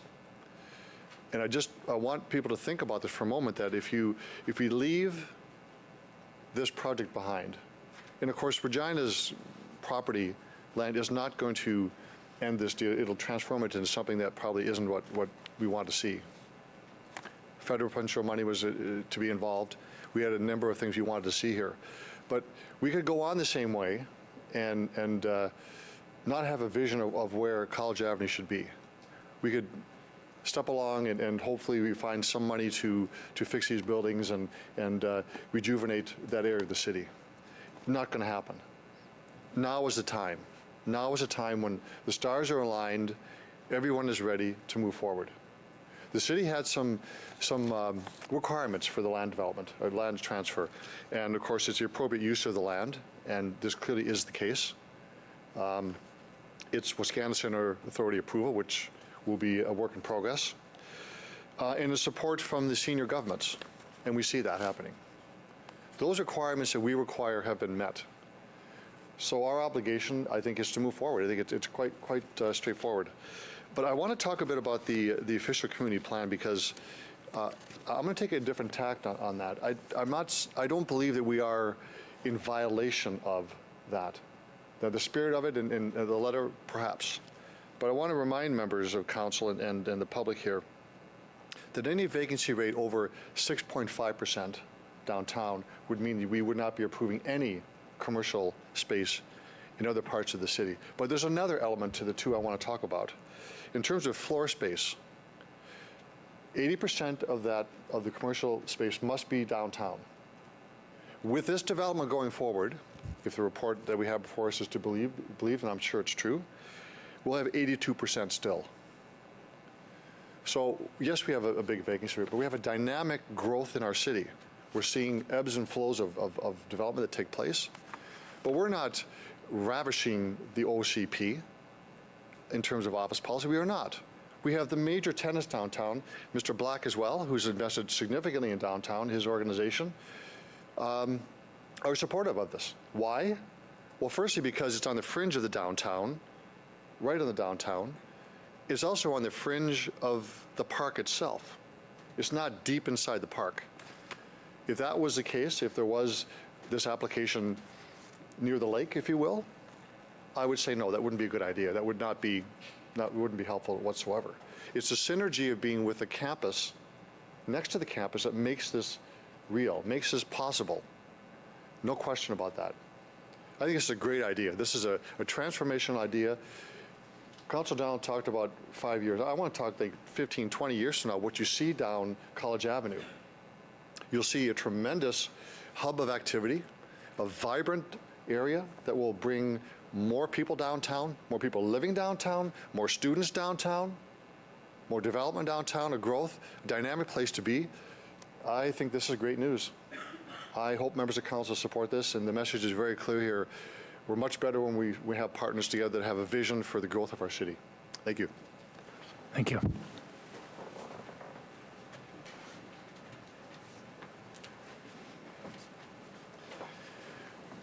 There are no other speakers to the report, so I'm going to call the question. All those in favor? Opposed? Motion's carried.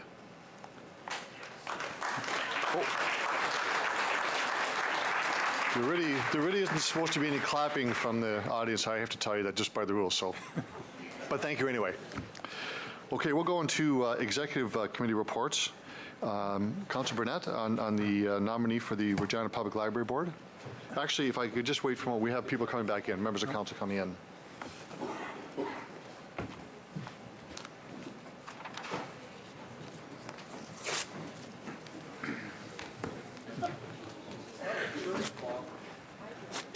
Courtroom. No, it's a chair.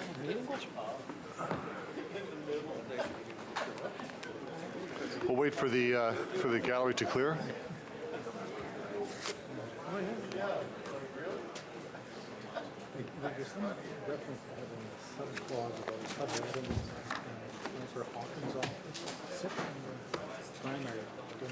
Mentions were yeah. Claw back okay. With one vote, we cleared the gallery. Pretty close.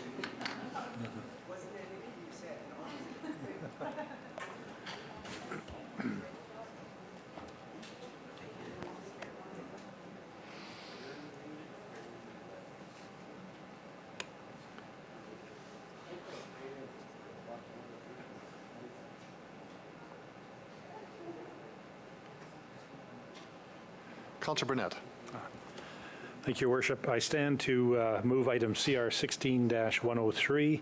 This was a recommendation of the Executive Committee from August 10th, 2016. The recommendation is in respect of a 2016 citizen nominee for the Regina Public Library Board. And the recommendation is that Starla Grabinski be appointed to the Regina Public Library Board effective September 1st, 2016 to December 31st, 2016. Thank you. Can I have a seconder for that, please? Councilor Bryce. Discussion on the report. All those in favor? Opposed? Carried. We'll move to Finance Administration, the debt service report. Thanks, Your Worship. I rise to bring forward CR 16-104, and this would be our debt status report and debt limit considerations. Coming from the August 2nd Finance Administration Committee, Your Worship, the recommendations that we have before us that the CFO, the Chief Financial Officer, be authorized to make the application to the Saskatchewan Municipal Board, or the SMB, under Section 133(1) of the Cities Act to maintain a debt limit for the City of Regina at an amount of $450 million beyond December 31st, 2016.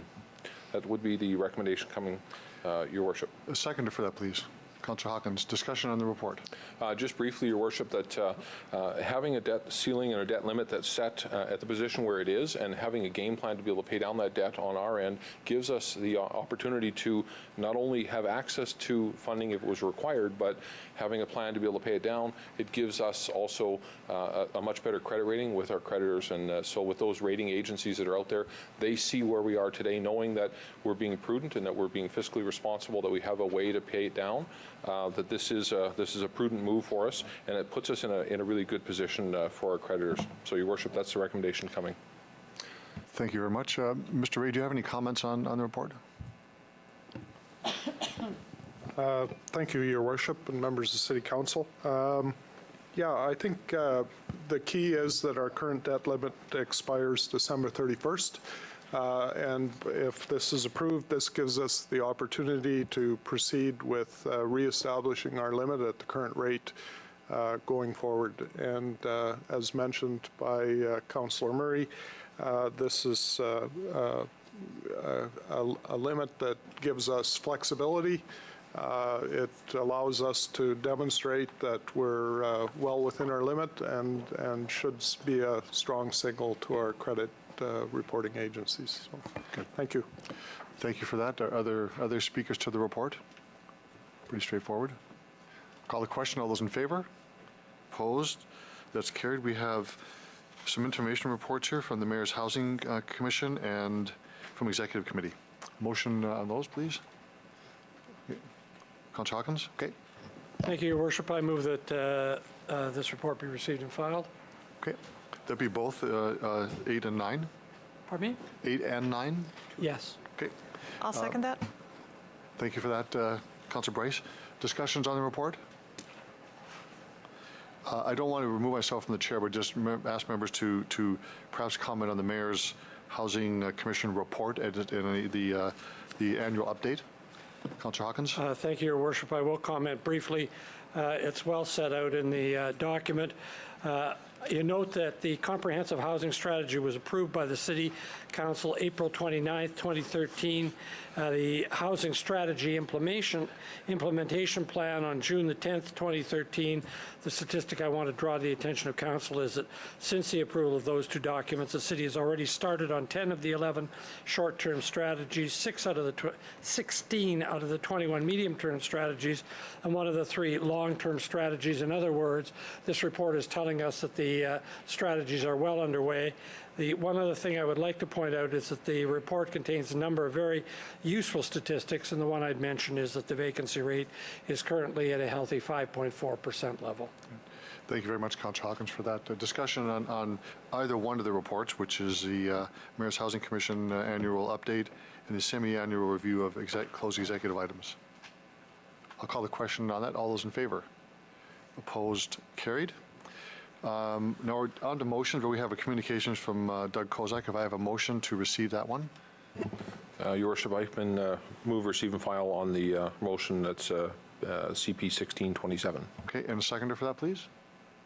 Okay. Councillor Flagel, all those in favor? Opposed? Carried. I'll turn the over to Councillor Young on her motion. Thank you, Your Worship. I'm speaking this evening about roads, which is one of the largest infrastructure assets that we have to care for in this city. And it's probably the one that I hear about the most. I receive 3 to 4 phone calls or emails a day, and almost all of them refer to roads. So they're very important to the people in this city. And the people in this city have been supportive of the 1% tax that we've put in place that we have to vote on each year for 5 years that will provide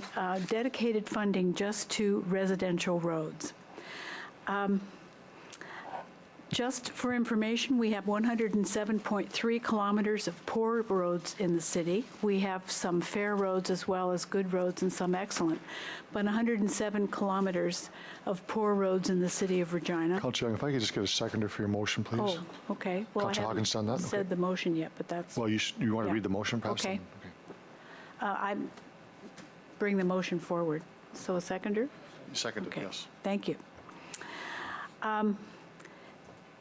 When the list came forward for the first 5 years of the project, while the 1% tax was still being voted on each year for 5 years, 10.2 of the poor roads were planned for rebuild across the city in a 5-year period. You have a map that's attached to your motions, and the red is poor roads in the city. So we have quite a task before us. 52% of those poor roads are in Ward 1, followed by Ward 2, but all of the wards have poor roads in them. I have some detail for Ward 1. I don't have it for the other wards, but you could get that.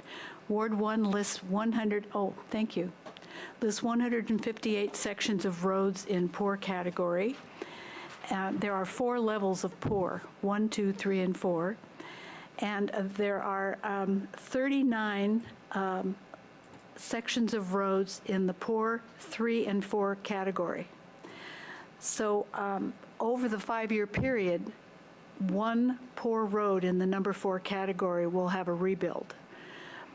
So residents above all need hope that a condition they've lived with for a very long time will be taken care of in a reasonable time frame.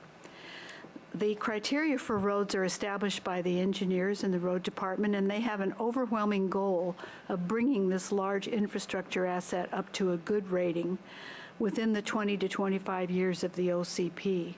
But in order to do that, roads will have to be rebuilt and maintained, and the maintenance is an important part of it. So the program we approved includes both rebuilds, renewal, and maintenance.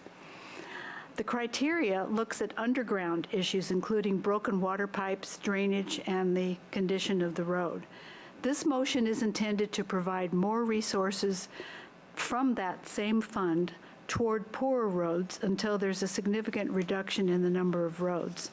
It also asks that the criteria for listing a road would also include the driving experience on the road and the excessive ponding, such as the letter that you just accepted this evening, which has pictures in it of excessive ponding.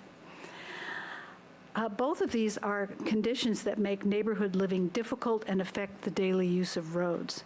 And lastly, it asks that other means of dealing with the backlog of very poor roads be explored, like short-term asphalt corrections or some other things that we can do to make living on those roads bearable until we can do the rebuilds that have to be done. So if I could read my motion. You've got about a minute to go to do that. Yep. Can I read the whole thing? Okay. Whereas the City of Regina, in response to a motion approved by Council, instituted a dedicated funding source for a residential roadways program, and whereas the funding consists of a 1% tax to be approved by Council for each budget year beginning in 2015 and ending in 2019, resulting in approximately $14 million each year dedicated to the renewal and maintenance of residential roads. And whereas the City of Regina Residential Road Renewal and Maintenance Program calls for an evaluation by city engineers resulting in ratings of the condition of the residential roads as good, fair, and poor, and directs a major portion of the resources toward maintenance of these roads, 10% to good roads, 65% to fair roads, and 25% to poor roads. And whereas the number of residential roads in poor condition are further categorized into 4 levels of deterioration that require rehabilitation that far exceeds the ability of the current proportion of the funding model toward poor roads to make significant changes to these roads in the future, therefore be it resolved that a larger percent of the residential road renewal program funding each year be directed toward roads in poor condition, especially levels 3 and 4 poor condition roads, until the backlog of poor roads is significantly reduced. Number 2, that the driving experience caused by excessively rough roads and the continuous ponding that limits access to streets and driveways be considered in the criteria for prioritizing street renewal of all poor roads. And 3, that other sources of infrastructure funding be researched to offset the extremely poor condition of residential roads that have far exceeded their lifespan and adversely affect the lives of residents.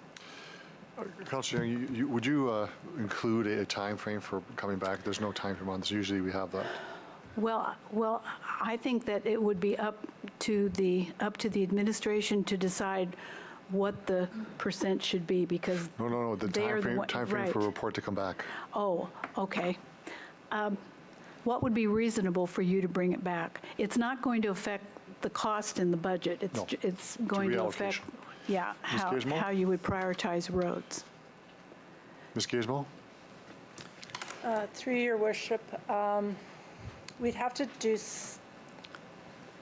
go back and look at some of the modeling in it. I would say probably late in 2017, probably Q4, around the time we do the annual report on the residential road renewal program. When you usually bring the list forward of what roads are going to be done. Around that same time. Okay. So the fall of 2017. Okay, we can add that perhaps to the, Okay. That a report be provided 4. back to Public Works and Infrastructure in Q4 of 2017. Fourth quarter, yeah. And would that also include other things you could do with asphalt, et cetera, to? As directed by the motion. Yeah. Okay. Yeah. We'll provide a response that covers all of the items within your motion. Okay, so there's an amendment here to have the report come back on the fourth quarter. You've moved the motion. Seconder for it, please. Councillor Flagel, debate on the motion, on the time of reporting back, not the main motion yet. On the timing only, Councillor. Yeah, that's all I want. So just from a perspective, if I could, there was nothing in the motion before that gave a timeline. So this is adding a timeline. That's right. The motion before was if we had voted for it, was a de facto decision. Good. Yep. I just want to make sure that. Yep. Okay. On the amendment, no other speakers? Call the question. All those in favor? Opposed? Carried. To the main motion as amended, other speakers? Councillor Hawkins? Thank you, Your Worship. We as a council, I believe, have made significant progress on roads and a recognition for the need for approval of roads as a result of the 1% program. And I think that's been appreciated by the citizens of the city. The problem is that we have a number of roads that are really in terrible condition, particularly, as Councillor Young has pointed out, in Ward 2 and in my ward as well, and it reflects the time at which the wards were built. These roads are basically, in many senses, wearing out. I think what this motion is saying is that we have to pay a little more attention to those roads that are really in very bad shape. I think that the impact of driving on those roads is affecting how the community views all of our roads in general.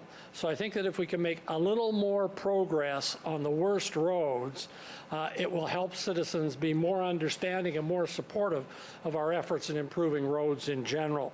I also think that Councillor Young's motion is particularly valuable and where it suggests that there are several other criteria that need to be considered in connection with rating roads, and particularly excessively rough roads. Those are the roads you drive down and you're just shaking, and in roads where there's continuous ponding. Like Councillor Young, I receive calls virtually every day about those very two things. So I'm very pleased to support this. I'm pleased to support it, one, because I think it will broaden out the criteria, and two, because I think it addresses a real concern that citizens have with respect to roads. So I'm happy to support this motion. Thank you. Thank you, Councillor Hawkins. Other speakers? Councillor Flagel? Thanks. A couple of things, partly to the mover is that, and administration, are we going to look at, there's roads that are 12%, 12%, 13, 15, 52, and 20. Are we going to look at these roads as being fixed in the 80-20, whereas 80, 80% of the population drives on 20% of the roads, and then we're going to fix those ones first in the area, if they're in that 12 to 15%. Because if, and not to take away from, but if there's a small bay or something, and there's a piece of Hill Avenue, or do we fix the little bay first because it's in the 15%, or do we fix Hill Avenue, or do we fix whatever street? Pick a busier street, but we're saying in this motion that it's going to be based on the 12% or the poor condition. That would be my first, what I'd like the administration to take a look at, is because there are a lot of major roads that are not getting the funding, and they need it because they're in poor condition. I think this is a different program, Councilor Flanagan. No, Councilor this Young is can still- answer. No, this it's is- different. You go ahead. It is different. Different program. Yeah, only residential roads. This is a different program. But Councilor Young, you So Hill Avenue is not a residential road? No. Hill Avenue is not a residential road? No? Okay, before we go into that's Okay. Ms. Gazmo can perhaps explain. Okay, clarify that for me. Why is Hill Avenue not a residential road? That's not the point. It's would be classified as a collector through the neighborhood. So it's a major roadway that passes through a neighborhood and connects the neighborhood to arterial roadways. The residential road network program is focused on those tiny little local roads that are just serving the local population. Okay, clarified, thank you. My other question to this in the, is the, what I'll call the bottom up. Now, we have areas that are, again, as I say, poor, 50, 20, 13, 15, but do we start from the 52 to make it 40? Or do we take all of the ones that are going from 0 up and finish at 12, finish at 15, finish at 20, and finish at 52? Or is the program going to be set up to deal with the roads that are in a ward that has 50% of the roads bad, work to bring that number down, while all the other roads in this city wait till 52 is down to 30, then everybody else gets a shot at it? Is it a bottom? It would have to go from bottom up in terms of taking the 0, clearing up the 12s, 13s. Everybody gets 12, 13 taken off their points. So some will be at 0, some will be at 30. How is that gonna, that would be a question I would want to know, because it's it could be that some areas never see any residential road renewal for 5 years if we follow a program that's going to take the number from 50 to 30, and all other roads Councilor are not Flanagan, getting fixed. if I might just to give a context to this, this is a residential roadways program, and in the body of the motion you'll see in the third whereas, it speaks to how we allocate money to of the pot of money, 10% to good roads, 65 for fair, 25 for poor roads. The motion asks for a recalibration of those percentages. Right. That will, in fact, that's all it's going to do. The administration will come back with a way to meet the spirit of the motion, which is more on local roads based upon the travel that's been done by drive and pooling of water. I got so that's as deep as it goes right now. The administration will come back with a report that explains that. All I'm going with is this, that you have 10 separate wards, and all I'm wondering about, are we asking that the 1 or 2 wards are fixed to reduce their number to bring it in line with everybody else's? Okay, then I'm good. Thanks. Good. Councilor Burnett. I just have actually a process question, because I certainly the intent and the idea behind it fully support. There's a few complications here that involve sort of magnitude of costs and amounts and the implications of shifting numbers up and down for residential roads. Will we have an opportunity to kind of get a briefing and a report to further discuss this, or is it just a straight report back to council? Because I'm just concerned this may not be the appropriate forum to initially have the final discussion and the only discussion, because it has sort of implications. I'm just curious. Well, the report does speak to go into Public Works, then the council. If there's another way to do that, from Ms. Gazmo, if you have another comment about how to brief council as we move forward on this. Ms. Gazmo? Certainly, we could include a briefing note with the report to Public Works Committee such that all of council is briefed on the content that's going there. Likely, the report that will come back to Public Works and Infrastructure will include some context of the modeling and what the impact of changing the percentages does to achieving the goal that you have set out to achieve. So that modeling is something that could be shared in a briefing to council or to show what the impact is to changing the percentages of allocations. I just see some of the issues as being sort of a lot of discussion in terms of trade-offs. That do you do one bad road and no number 3s, or do you do 10 number 3s and no number 4s? And I think it could create a long debate, and I'm not sure if kind of this would be the best forum to have that debate initially. We could certainly look at something that would allow to engage council in that conversation. Thank you, Councillor Burnett. Other speakers on the motion as amended? All those in favor? Opposed? Carried. Councillor Fraser. Thank you, through Mr. Mayor. So I'd like to bring forward a motion, MN 16-9, whereas Design Regina, the official community plan, was adopted by City Council in 2013, and whereas intensification is a key priority of the OCP, official community plan, and whereas many of Regina's neighborhood level plans were created before the OCP, and whereas many of these plans may be divergent from some of the goals and objectives of the OCP, therefore be it resolved that the City of Regina prioritize the completion of new corridor plans, updating existing neighborhood plans, and creating and implementing new neighborhood level plans to help achieve the vision of the OCP. Be it further resolved that the administration provide a report back to City Council through Executive Committee on a plan which will contain the timelines on implementing these changes in October 2017. Seconder for that, please. Councillor Young. Okay, if I can speak to it briefly.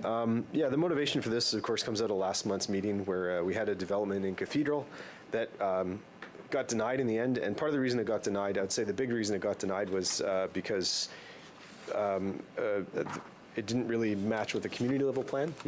As mentioned, community level plans in some cases, I'm not sure how old some of them are, but in Cathedral's case, it was made in the 80s.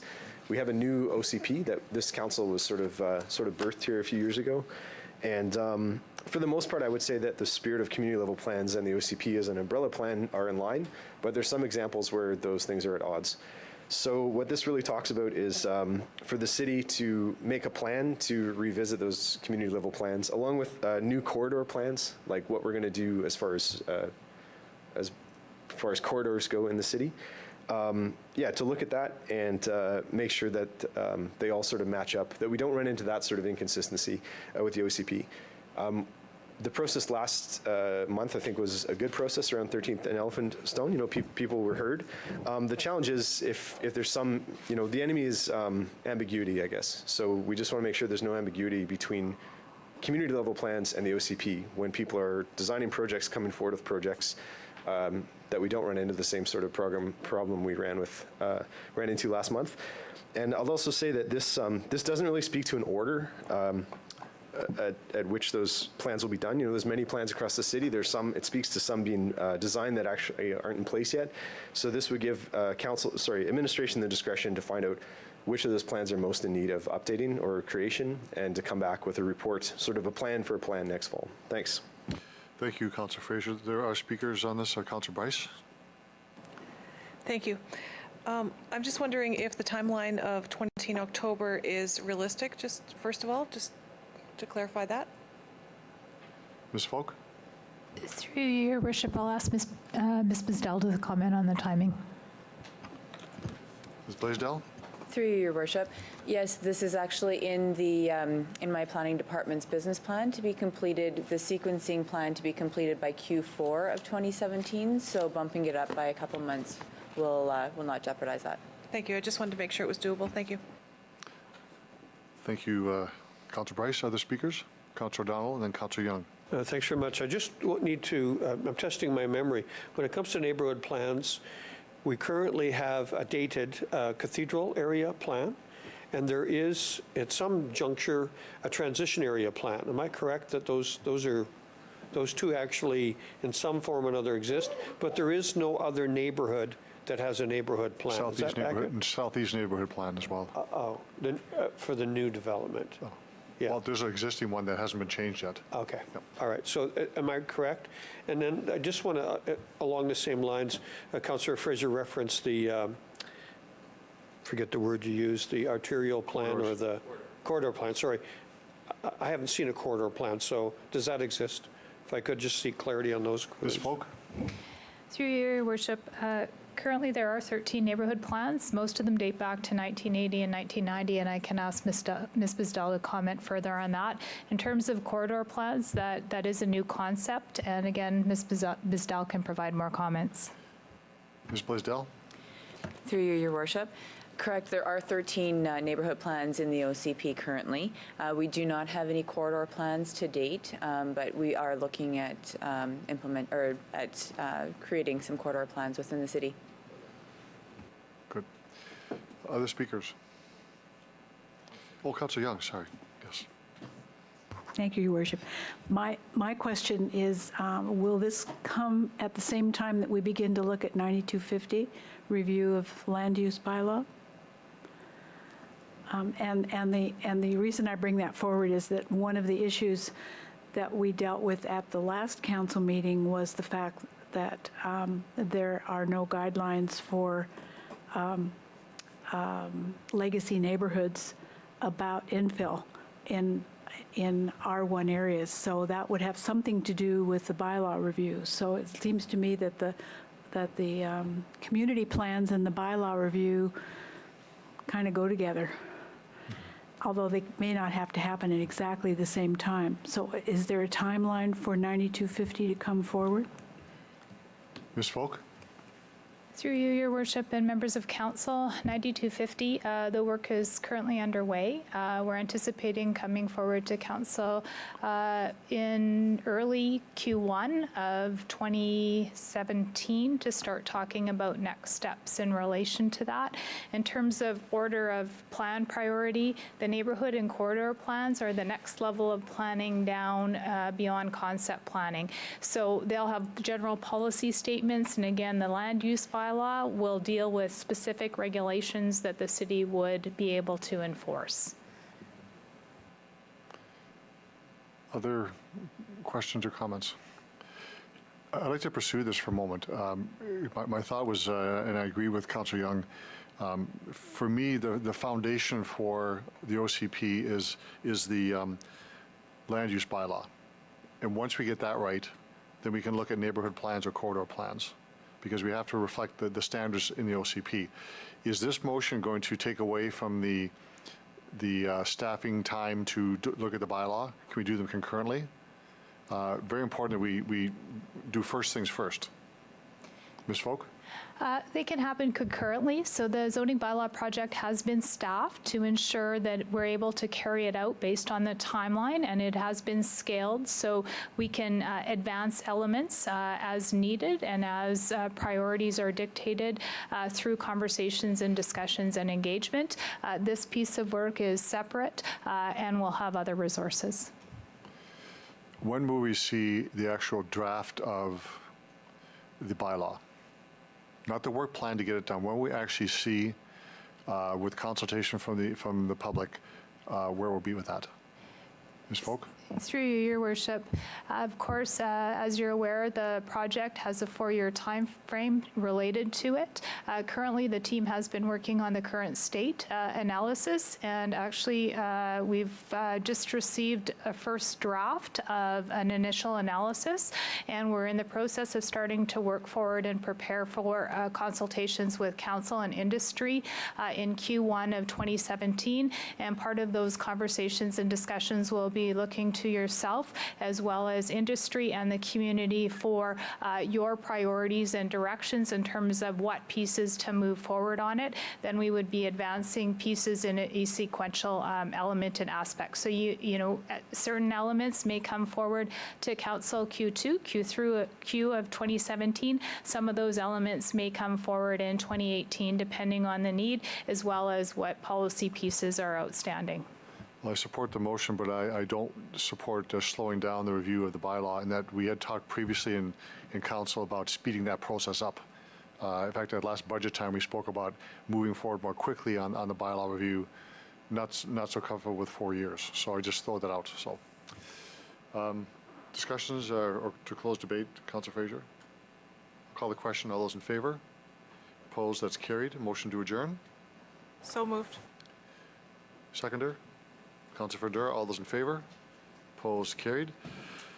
Thank you very much, everybody, and have a great evening.